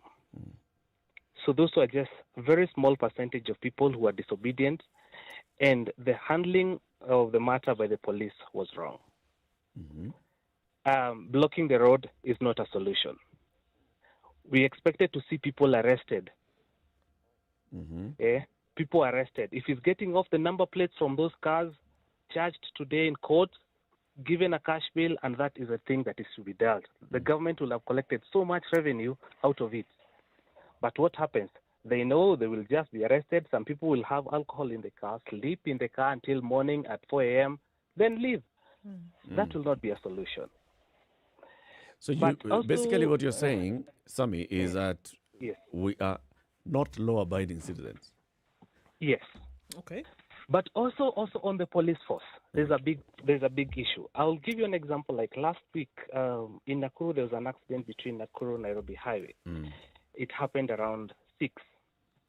So by the time the lorry was removed from the road, it was almost 7:30. Yeah. So the commandant said, okay, he gave people until 9:30. No one was being arrested on the road at the barrier where they have put the curfew barrier. So no one was being arrested because they understood there was an accident, so no movement. You see, such reasoning of such police force is good. But what happened to some people? Arrest everyone, but they don't understand there was an accident. Yeah, that's true. Yeah. Thank you, Sami. So people should mind. It's only for a short while, and we are back to normal life. Thank you, Sami. Thank you. All right, John in Nakuru, good morning. Morning to you, Latif, our lady and brother.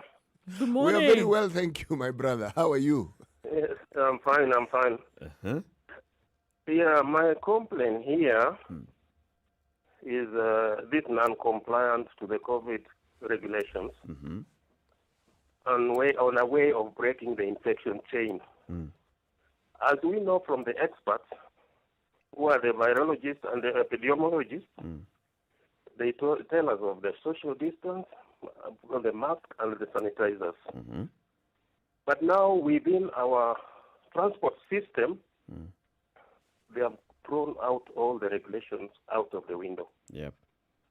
You come to Nakuru, traveling from Nakuru to Molo, you will wonder whether there is any regulations on COVID. Because you'll find the matatus are overloaded. We have got roadblocks on the way. And those matatus don't have sanitizers the way they used to have. So does it mean that this infection only takes place at 9 from 8 to 4 in the morning when you're having this lockdown? Because now most of these infections are taking place during the day. Yeah. And mainly from the matatus. At the bus I stops blame and the in policemen. Okay. I blame the policemen because you'll find roadblocks. I don't know whether they are toll stations or roadblocks because they'll pass there with matatus full to capacity. And they'll just smile to the drivers. So I need at least an explanation from the people who are concerned. Yeah. Yeah. Thank you very much. Thank you very much, John. Thank you. Anthony in Mombasa. Good morning, Station Bro. Good morning, Anthony. How is Nairobi? Nairobi is fine. Yes. How is Mombasa? Mombasa is fine. Mombasa is fine. Some rain yesterday. Very good. Today is a bit sunny. Are people complying with these COVID regulations in Mombasa? Some do, some don't. And as always I've said, matatus are the super spreaders. They are the ones that spread the disease much because they are not complying. And however you try as a passenger in that matatu, sometimes it's beyond your control. The police are not doing their best when it comes to that side. But I would like to talk about what happened on Thika Road on Saturday because my friend was there. And this guy, I was talking with him, and he left Nairobi around 5. And this traffic jam had been there because of the roadblock before 7. By 6, there was already a traffic snare up. So there were people who had left job early, who had left Nairobi early, and they had tempted themselves they can make it. But they were caught up in But the due traffic. to that roadblock, they were caught up. So you're saying the roadblock was put earlier? Yes, there was that roadblock before. From around 6, it was there. It was there because the traffic jam started earlier. So you find that the police are not being, they're not, and especially this Thika roadblock. You remember it's the same roadblock when we were starting the lockdown. they broke lorries carrying tomatoes and burgers to Nairobi. Yep. So some things need common sense. These days they could see an ambulance hailing somewhere, and then they're just looking at it until someone intervened to force them to let the ambulance through. So some things require common sense. Even if it is following orders from above, it requires common sense to do them. And that is where the police have been, because some people are suffering. So it's all about the police.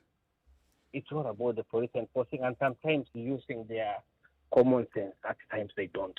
Thank you, Anthony. Okay. At the same time as we say all these things, I remember the CS for Interior, Fred Matiang'i, 2 or 3 days after this particular curfew was announced. He said, this time what we want to do is we want to be very humane on how we are enforcing it. And that's why so far you haven't seen this kind of roadblocks on the road. Because they were saying, let people go home as long as you know that we need to be home earlier. Get home earlier. But when you get to a point where you see more than 50% non-compliance, they need to take action. What action do you take? The action that maybe you say you take is that one of enforcement. But how do you enforce it? Maybe that's where the issue comes in. Irongo in Kisii, good morning. Good morning. How are you? I'm fine. What about you? We are fine, We're thank very you. well, thank you. I'm fine. I want us to be very careful. You see, Caro has made a very passionate kind of presentation, so to say. Yep. But we have to be careful not to allow ourselves to lower every other measure that has been put in place to contain the virus. As someone has just said, the truth is, amongst those who slept on the road, there were so many who obviously were breaking the curfew without reason. Secondly, there are so many people who were at home in compliance with the curfew. If the government comes down to allow everybody to come up with an excuse, let us come back and discuss this, let us discuss the curfew, let us discuss the cessation of movement in some counties and so on, we shall not move very far. My suggestion still is, let the curfew time remain as it were, but let the Minister for Interior, Bwana Matiang'i, also look around at how his police officers are behaving.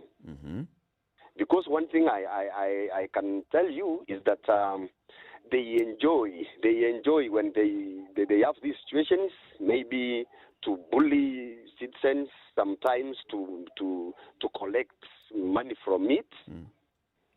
And I have a feeling that most of the citizens, we're discussing a very small percentage of people, some of whom were not compliant. Finally, Eric, please allow me to make this known to the public, although I will be repeating.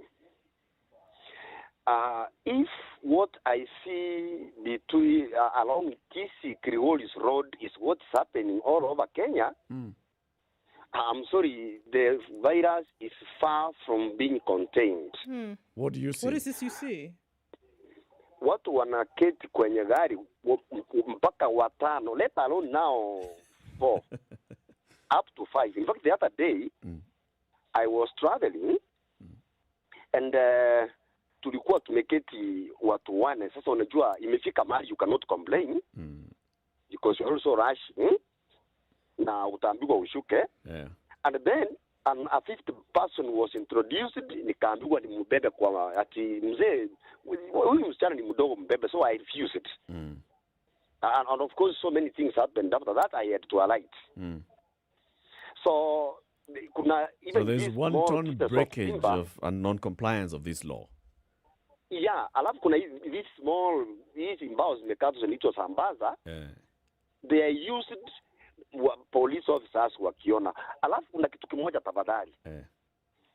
At around ilikuwa Saturday, at around saa tatu na ilikuwa 20 minutes past 9 o'clock in the evening. Nilipepwa na mtu wa potapota kwenda kwangu. Akaniambia, unajua siku hizi huwa tunashikwa even around this time. These guys want money. And do you know, sure enough, we were stopped. And it was not yet curfew in Kisii. It was 3:20. It was 9:20. So police officers were there. They were about 4. Jamaa akatu approach, akatuambia shukeni chini, kamwambia tumefanya nini. We were in masks. I'm going home. So we exchanged. Mpaka kuna mama alikuja. So what was their reason? What was the reason of the police? Wanasema tumechelewa. What time was it again? Ati tumechelewa. Sasa mama It was 9:20 and curfew in Kisii is at? Is 10. So kuna mama alikuja sasa, and the mama kwanza ni constable. She became so, mpaka alikuwa anataka kunishika, nikamwambia mama, ukijaribu kunishika I will prove to you that I know the law. At that point wakatuambia endeni. So what I'm trying to say, there is more being done to make systems server and to spread the curfew by the police than what the citizens are doing. Lakini ya Nairobi, acha watu wakombolai na curfew time. Thank you very much, Irongo. Thank you very much. John Joroge in Mombasa. Hello, John. Okay, let's hear from Wilson in Kisumu. Good morning.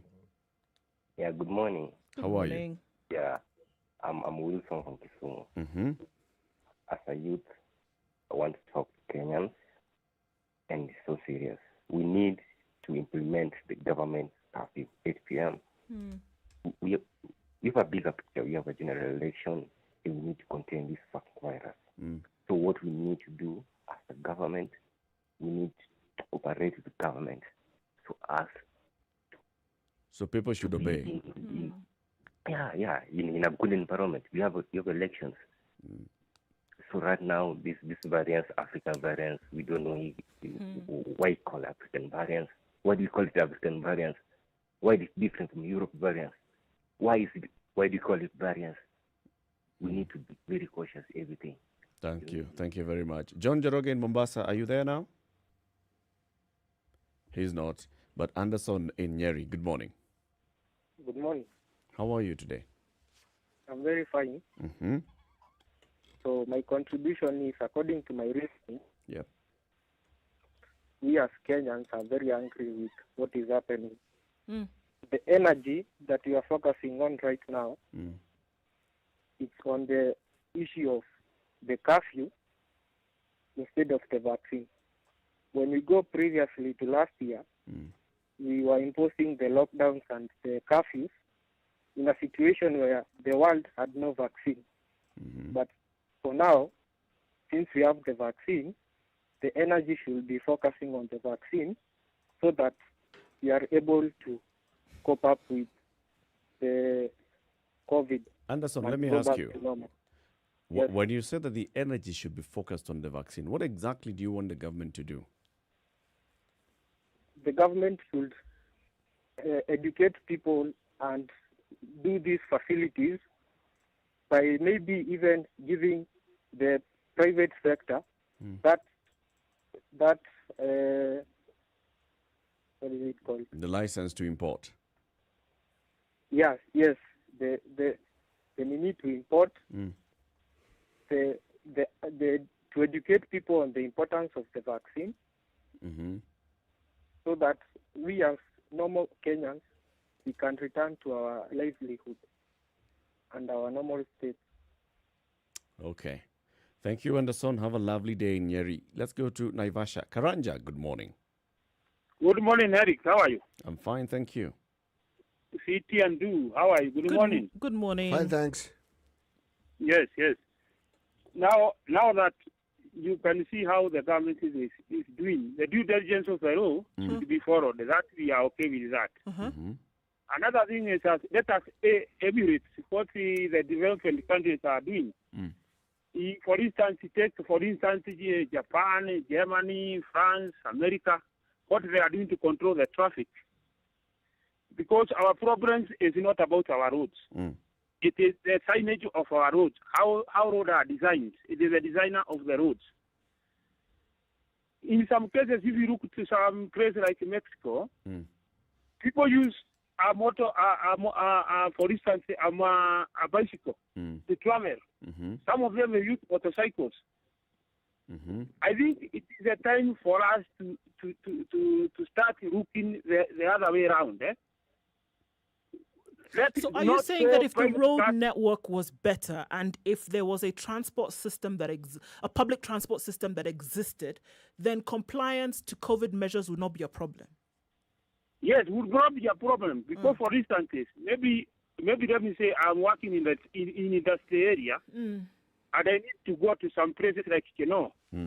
You say if I leave work at 4:30 and maybe I want to be by 8 a.m. in Keno, you will not get there.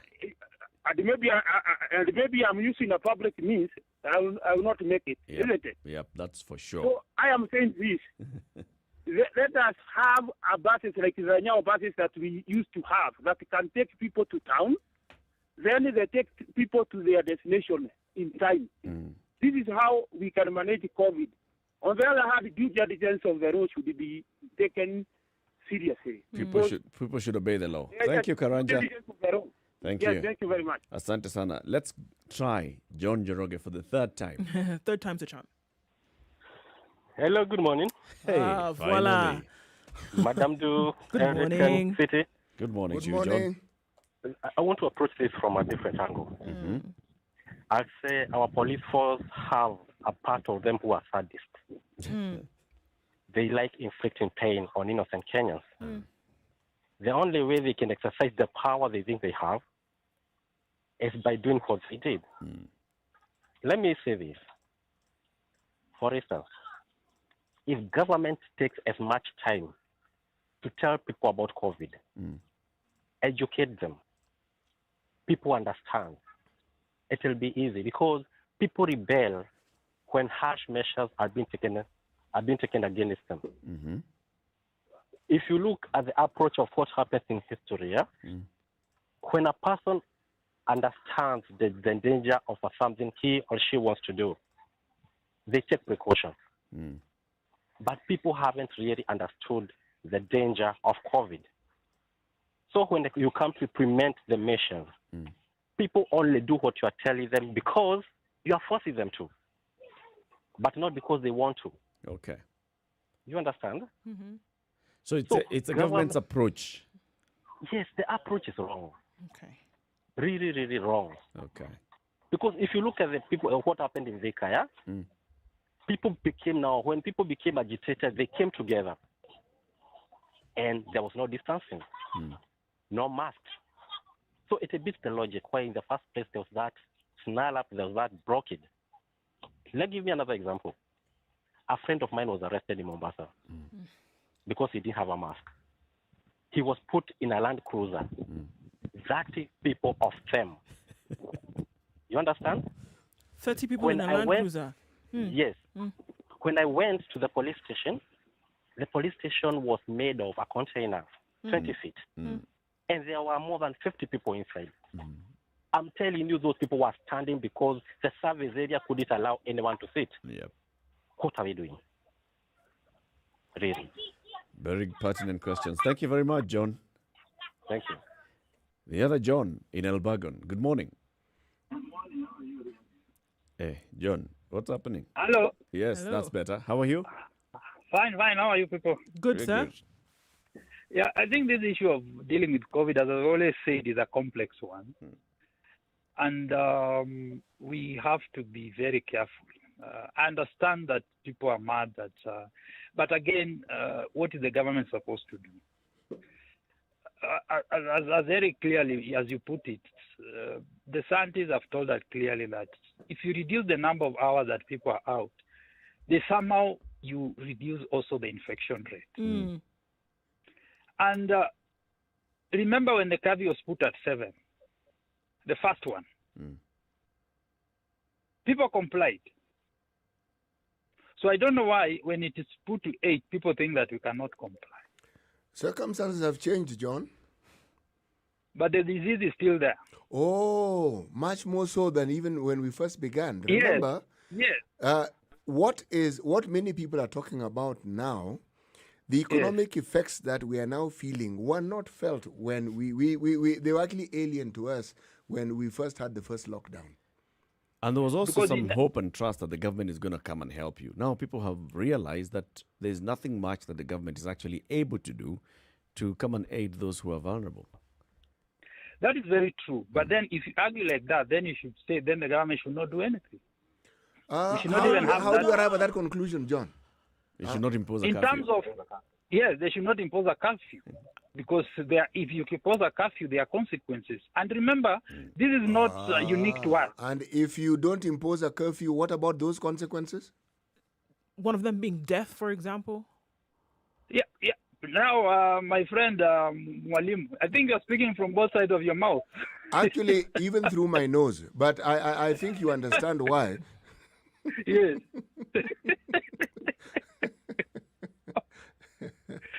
Because you cannot, as they say, you cannot have it when you are dealing with COVID, and this is a pandemic, and this is what I've always said. There's somehow how people are going to be inconvenienced. So we must be prepared to get that inconvenience. Yes, we must be prepared, and it is not unique to Kenya. It's all over the world. It's all over the world, yeah. There's a friend of mine in China who was telling there's a city where they and you know China, they are very strict. There's a city where there were only 3 people who had COVID. Do you know what they did to contain the people in the city? They went and dug a ditch across a road to ensure that nobody passes. Would you not say that those fellows are progressive? Would you say that they're being sinister? So people have taken even more serious measures than what we have taken. Right. Yeah, so I know it is not easy. People are suffering and all that. But again, it is a difficult balancing act. The government has to balance. But at the end of it, what we have to agree, we are going to be inconvenienced for now. It's not forever.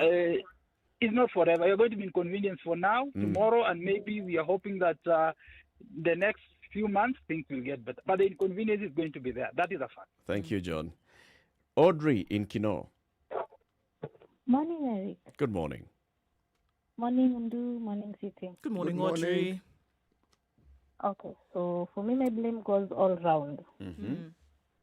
So first of all, I'm going to blame the public because people are not complying to the regulations that have been put in place.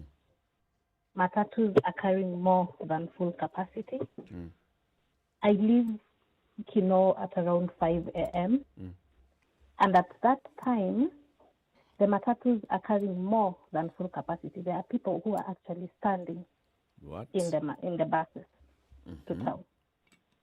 And they are passing police roadblocks. So here the police are also to blame because once they're given 50 shillings, 100 shillings, they let this bus to pass by. Why are people cramming themselves in the matatus? Is it because of a shortage of matatus? What factors are leading people to do that? Well, one, I'd say it's a shortage.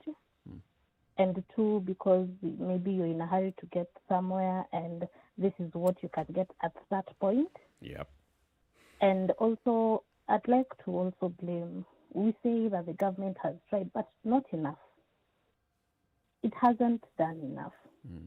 I mean, we have put a curfew of 8, which is fine. I do not have a problem with a curfew.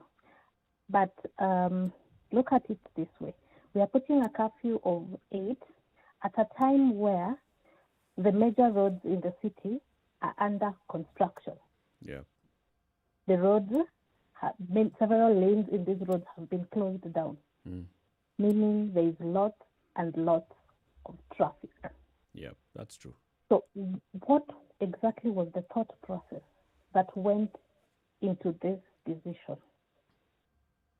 What was the thought process that went into this decision? Now there the government comes into blame, the police. Okay. I mean, we are talking as if we do not know the kind of police service we have. Look at when the president put the curfew at 7, the very first lockdown. Yeah. What happened in Mombasa? The police were flogging people as early as 5 p.m., as 6 p.m. And what happened then was despicable. I agree with Njoroge when he says that we have a police service that is very sadistic. They feel like the only way to prove that they are powerful is by making people suffer, which honestly doesn't make sense. As much as people are trying, the police have a lot of blame in that. Can I ask you a question, Audrey? Yes. Would you say that the Kenya Police Service have been given all the wherewithal to carry out their functions adequately? Well, I wouldn't say so. Yeah, maybe they are. Of course, they are lacking in a lot of things, but the way they go about it, they are putting their frustrations on the taxpayers who have paid their taxes. They are not to blame for their issues because the taxpayers have done their part. If whatever it is they need, that it would come from the taxpayers, when taxpayers have paid their taxes. So the frustration should not be on the taxpayers. Yeah, they're putting it out on the wrong person. Thank you very much, Yes, Audrey. exactly. Asante sana. Thank you. Thank you. Robert in Kwale. Yes, Eric, City, and Du Oko. Good morning. Good morning. Good morning. Morning to you, Robert. Yes, today I still want to say about Kenyans have a peculiar behavior, like it was said by Joseph before. We lack a culture. If only we could have a culture like people say Chinese are strict or Americans always follow the rules, things like that. I mean, can we have something we are proud of, something we can do together for a common cause? Is it because we have 47 tribes? Is it because we have the poor and the rich? Is it because we are divided more than any other country, politically, financially, economically? I want to say that. Because I don't see why people are putting this COVID situation as a war between police versus the public. Why? Why people say police? What has police done? What should police do? What should the public do? What has the public not done?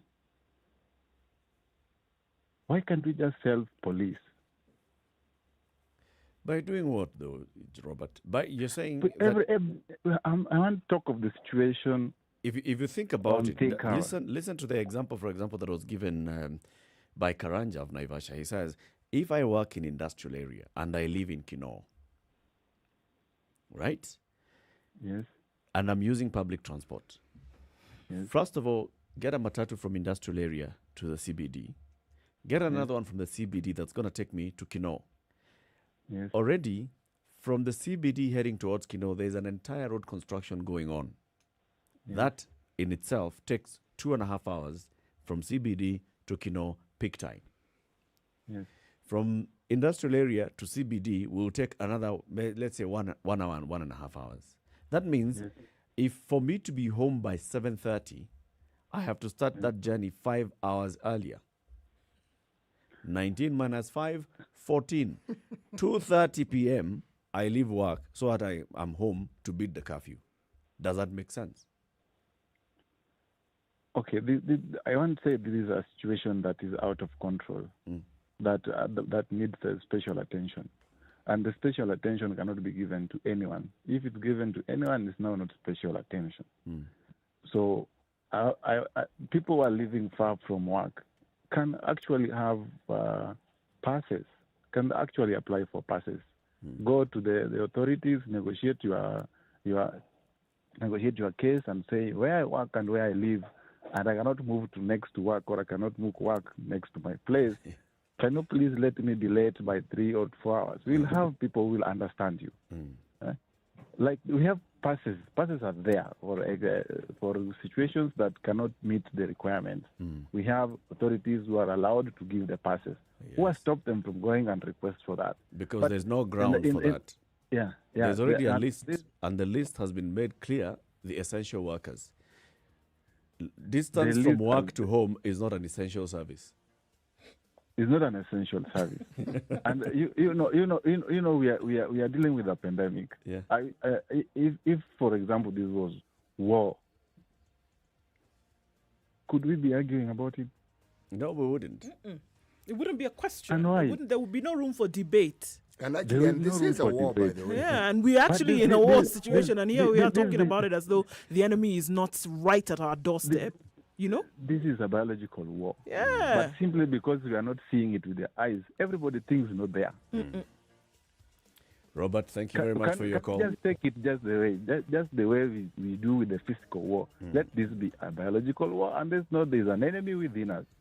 I want to talk about something, just a minute, Mr. Eric, that there is this issue of people complying. And I'm saying we don't have a culture, because even the authorities, I visited the police stations, I visited the government institutions where there is no longer soap and water for sanitation. You will find the buckets are all over there. Donated buckets, purchased buckets, customized buckets, but there is nothing like water in it. You find police officers themselves in full uniform, walking without a face mask.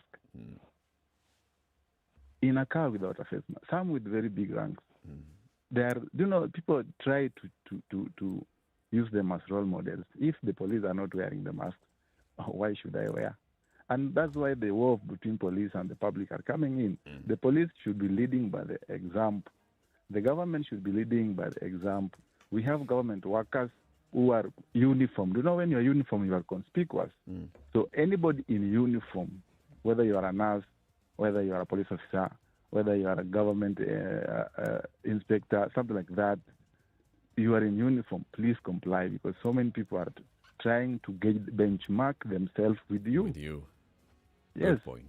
Good points. Thank you very much, Robert.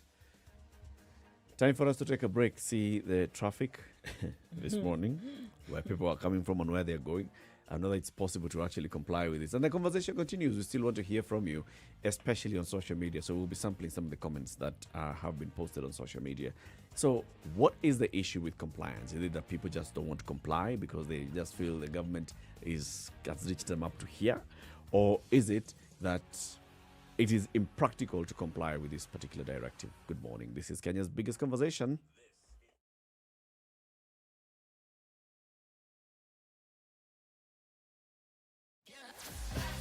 Sugar and spice and everything nice, just the way you like it. The Spice Drive. Did you have a great day? I hope you did. I intend to make it better from 3 p.m. to 7 p.m. I'm going to be taking you home nice and chill. Everyone is welcome aboard. The hashtag is Spice Drive, and of course SpiceFM KE on Facebook, Instagram, and Twitter. The Spice Drive with Monique. The official soundtrack of getting you where you need to be.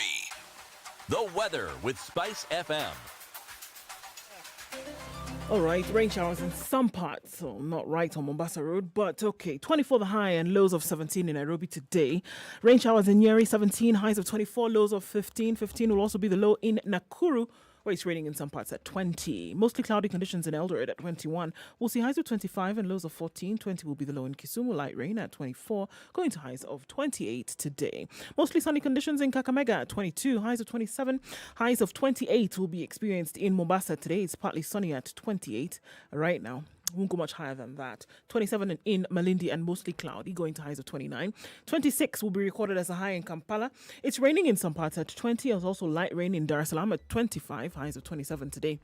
It's 16 degrees and sunny in Johannesburg, highs of 24 and lows of 10. 31 will be the high recorded in Lagos. It's mostly sunny at 23. 24 and mostly sunny in Kinshasa, highs of 30 and lows of 24.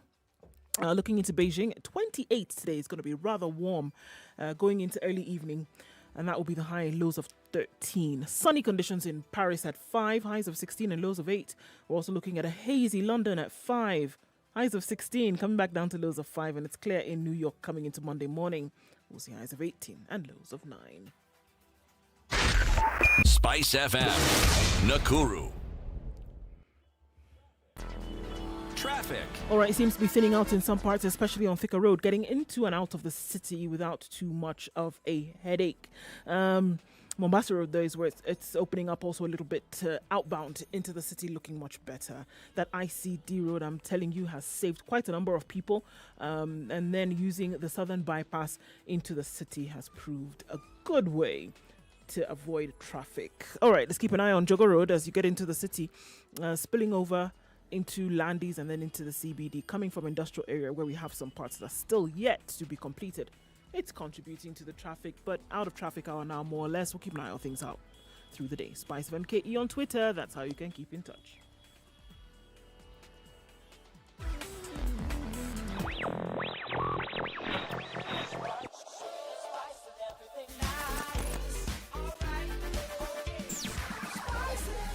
Spice up your life. Mature, intelligent talk every morning. Spice up yourself.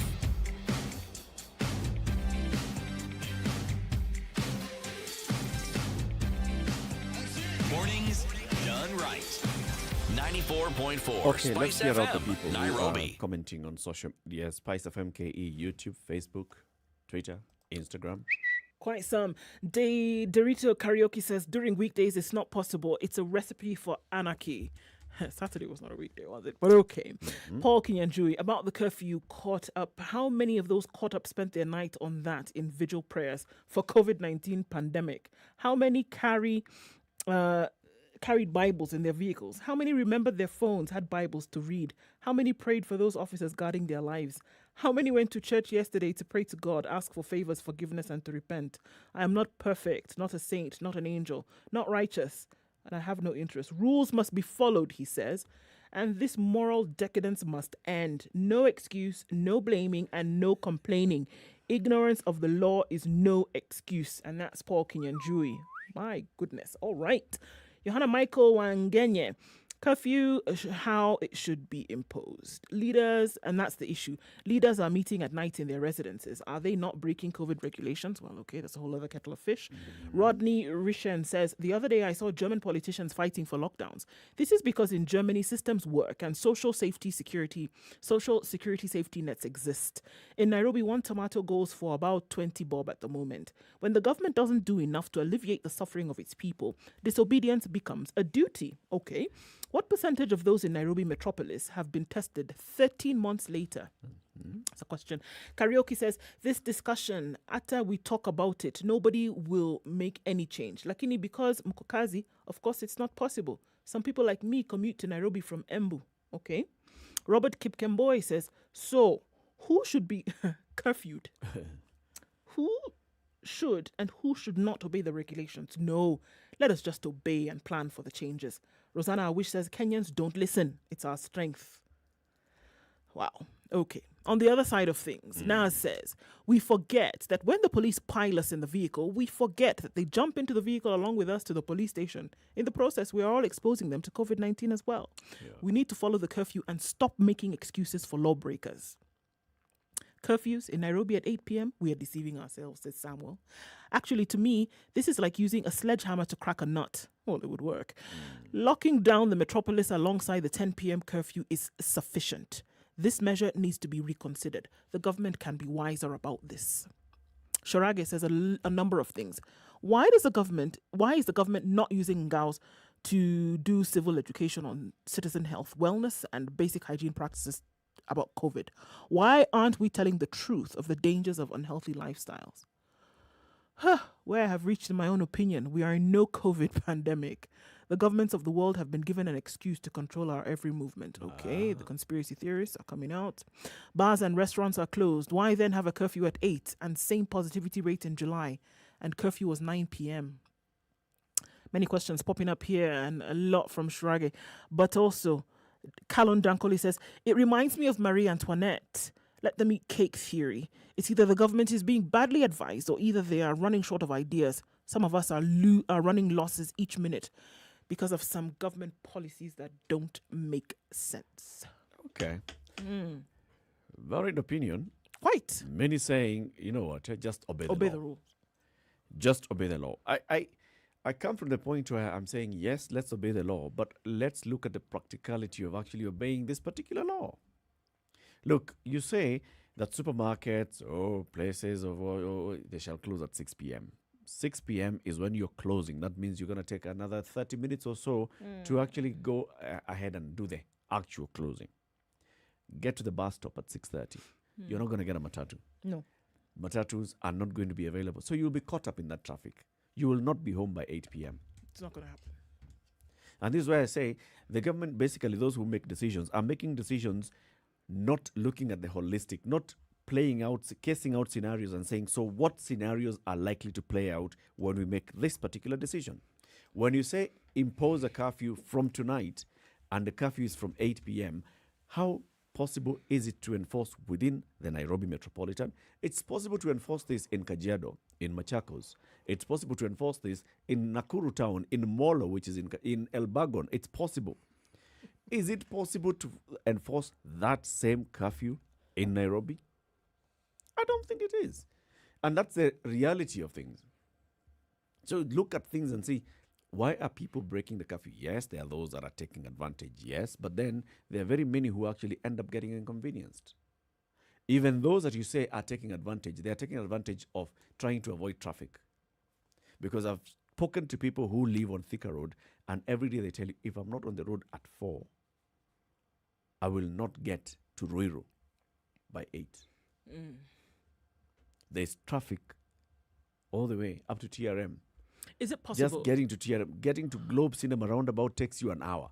Getting out there, getting to TRM is another hour. So really, the practicality of it, that's why I fault the government for not thinking beyond that, just the paper. Yeah. The do it, of course, you want to say, how will this be done? But then I look at, you've given the example now, even places where the systems and structures are up to scratch and everything is working, you still have folks who are complaining. Is it possible to instill measures that will be comfortable for everybody, that will run smoothly and nobody will be inconvenienced, and that everybody will be having a hunky-dory time while adhering to the measures? Is it possible to have that? It's possible to minimize the inconvenience. That's the point. Yeah. It's everybody accepts the inconvenience. Already when you come up with a curfew, when you say that you've locked down this DIZ, you have already introduced inconvenience. People are okay with the inconvenience. Minimize the inconvenience. Okay, That's so the now point. I'm asking the question because at the end of the day, I think it is very important to have these debates, but I think it's also even more important to move these debates in the direction of solutions. So now we're asking ourselves, even if it is going to say, okay, and the government throws up their arms today and they says, okay, guys, what do we do? You're asking us to be a little bit more practical. You're asking us to apply some logic to this thing. What do we do? All of this is coming about as a result of the fact that there is a pandemic currently happening, right? Yep. Now, we're saying be a little bit more practical, take people into consideration. What should they do? So 10 o'clock makes a little bit more sense? Yes. Or are we saying that because we already see that we know, for example, that infrastructure is not going to miraculously change right now. There's so much going on. They're not going to forestall the construction on Mombasa Road or wherever else it's going place. It's not going to happen. It's not going to stop today, right? There are certain structures you cannot put in place in a short period of time to make it more comfortable for people. So we're saying one thing is, okay, can we have the curfew go back to 10 o'clock? Yeah. So that people can have more time to get back home? Then what was the point of instituting these measures in the first place? And we're saying that what we're trying to do is reduce the movement. Is it possible to play and color within those same lines where on one hand you're trying to reduce the effects of a pandemic, at the same time trying to keep people comfortable? Is there a middle ground? There is a middle ground. There always is a middle ground. Which is? Extend that curfew time. Okay, so we're saying 10 o'clock to 4 o'clock. Yep. Go back. Yep. Is it within these same times that we saw the numbers rising? You do that, and then you introduce the DIZ and say, lock down the DIZ. Fine, all right? But then you are cognizant of the fact that by 10 p.m., people are still going to try and be home. And they will. Now start enforcing it and saying, from 10 p.m., by the way, now we want to be more strict in enforcement. Okay. Those that were breaking the curfew, the 10 p.m. curfew, by locking themselves up, you can just say, those are few and we can deal with And those. we can pinpoint. Yes, okay, and we can deal with those. There we go. That's a practical thing. But you see, this is what I'm saying, that we need to go towards saying, all right, can we actually have something that works? And I hope that this will be one of the things that, when the RC talks about, let's look at this thing properly, perhaps that is something that can be suggested. All of these decisions that we see being made come off the cusp of experts saying, look, let's look at this thing practically and saying, what do we need to do? And I hope that that's one of the things that they take into consideration. Because yes, the pain that people did have on Saturday was quite a lot. But we can't take away, again, like you say, 10 o'clock, we'll see those people who just want to play around and be miscreant. But in terms of a suggestion, yeah, we need to look for solutions because it cannot happen. If they continue to enforce, like he said, tutalala now, mpaka saa kumi, okay, then we see less people sleeping on the road. Remember also that when you talk about safety in public transportation, the government has people who have come up with all sorts of policies and ideas. The matatu idea doesn't work, not during this period and even before.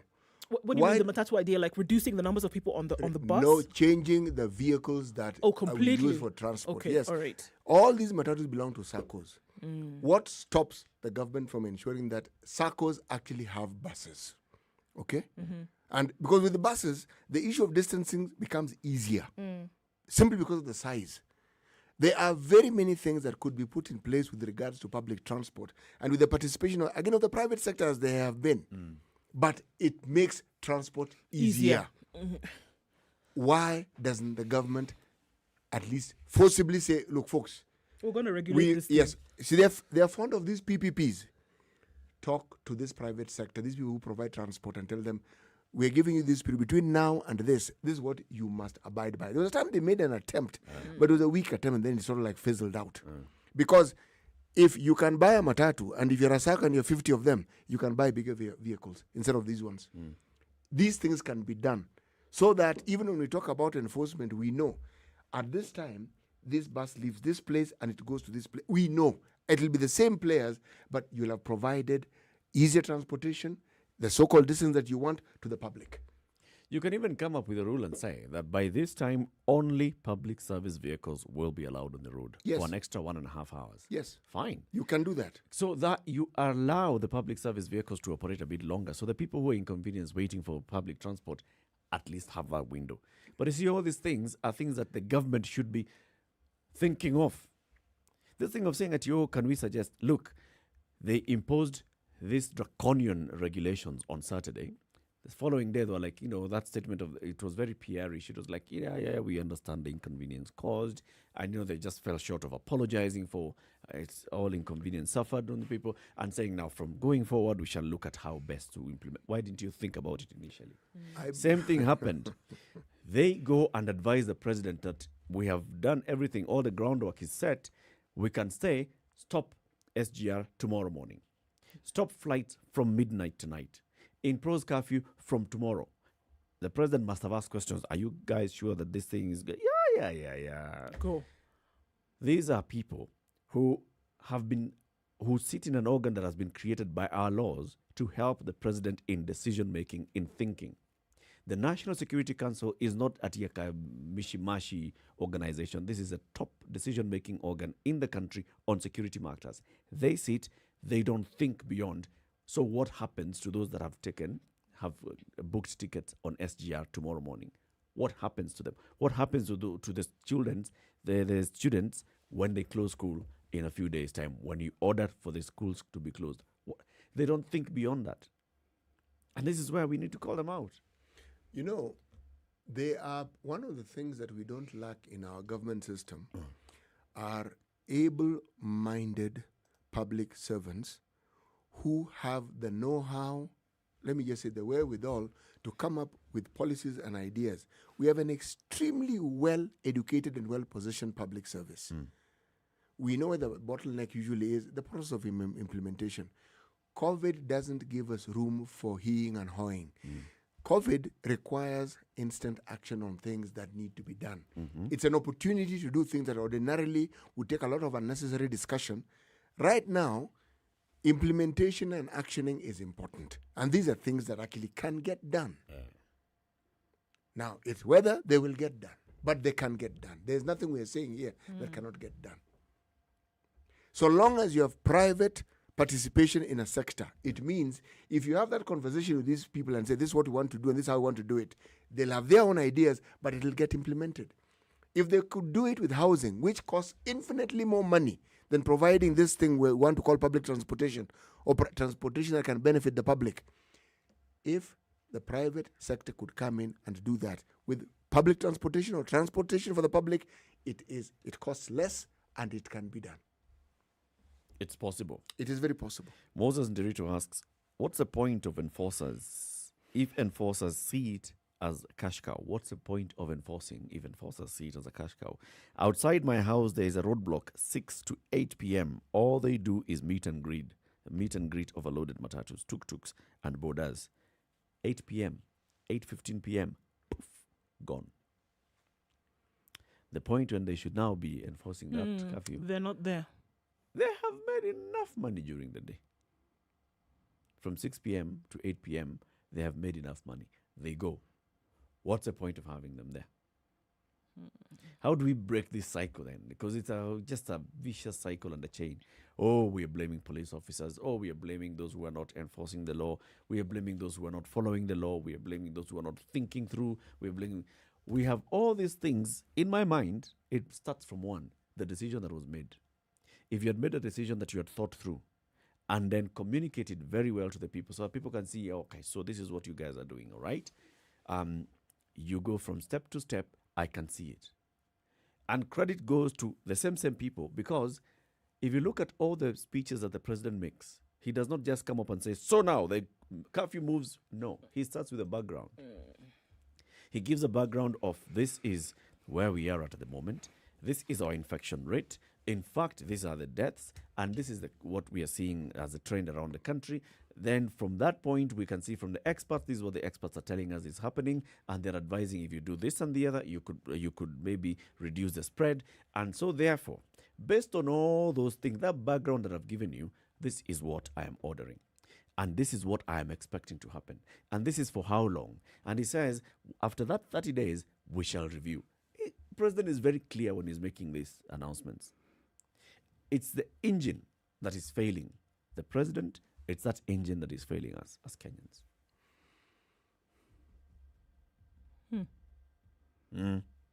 Okay. I can't argue with you there. You know, someone will bring in the argument of we don't have the resources. We do. The issue here is not the resources. The issue here is the flexibility that we have with managing the resources that we actually have currently. We can't expect to be talking about what we used to do 3 years ago. This isn't 3 years ago. This is now. The priorities of 3 years ago are not the priorities we have now. Now, when you talk about now earning your pay, earning your keep, this is it. We have meager resources. We have huge problems. Right. Now, let's have a look and let us see how flexible you can be at managing these things. And saying you can't do it isn't the point. We need to know what you can do. Not what you can't do. What you can do. It needs to go beyond just saying, we're enforcing a curfew. No. Like somebody said, there's a whole point of communicating with the people. Carry the people along with you. If people see that this is what you're doing, this is the extent of your efforts, this is how much you can do, and this is what you expect me to do, and I see you doing your bit, I will do my bit. But if I don't see you doing your bit, the only bit I'm seeing you doing is you forcing me to do my bit. Aye. Kwani mimi tu ndio nafanya hii kitu? Am I the only one that's fighting this COVID? What are you doing about it? That's going to be the conversation. Oh, for sure. And that's what we see now. People are always going to find a reason to pick at what you've asked them to do if they don't receive an adequate reason. Or support, or even communication from the very beginning. Yeah. And many would say, well, then why do I have to explain to you? I've put it in place, just go ahead and do it. Well, I think in a place where you've opened up the spaces where people can be part of the conversation, you're going to need to communicate with them and tell them exactly what is going on. Because you're not dealing with with people who are asleep or that have the wool pulled over their eyes. They're awake. They're already awake. They're awake. Okay, City, the proverb. A family is like a forest. When you are outside, it looks dense. When you're inside, you see each tree has its place. When you're outside, dense. Let me begin by looking at the example. When you look at the Kenya Police Service, it looks like a dense forest. If you are to talk to the policemen who work in it or people who know that system, they would logically explain to you the thinking. This thing we're finding confusing and wondering how they happened. They will explain to you to the last letter and say, the way Kenyans behave is like this. The result that you're talking about is what we also want. But if we follow the path that you're following, we won't get there. Yeah. So since we know Kenyans, this is what we do. This is what we are going to do. And we'll end up exactly where you want us to end up. Yes, but we won't necessarily follow that path that you want us to follow. But when you come inside, you'll see. You will see why we have a well drawn out plan. You will see why we are seeing it the way we are seeing it. You will see that this one, believe me, we understand. Even what you're saying, we understand. But now we want you to understand how we see it. And given the resources we have, this is what we feel we must do. This is what we can do with what we have. Yes. And you can't see that when you're outside. You want rapid results. When you come inside, you will see exactly why we're doing what we're doing. Yes. Thank you very much for tuning in to the Situation Room today. Join us again tomorrow morning, 6 a.m. to 10 a.m. CT Muga, Nduoko, and Eric Latif wishing you a lovely day and asking you to keep it right here on SpiceFM. We have Sugar and Spice coming up at 11, and then you have Monique coming to take you home, and you have the Duchess of Ikolomani from 7 to 10. After that, and in between, is all about music, good music, sugar, spice, and everything nice. And we'll be back again tomorrow morning. Good morning. It's now 10 a.m.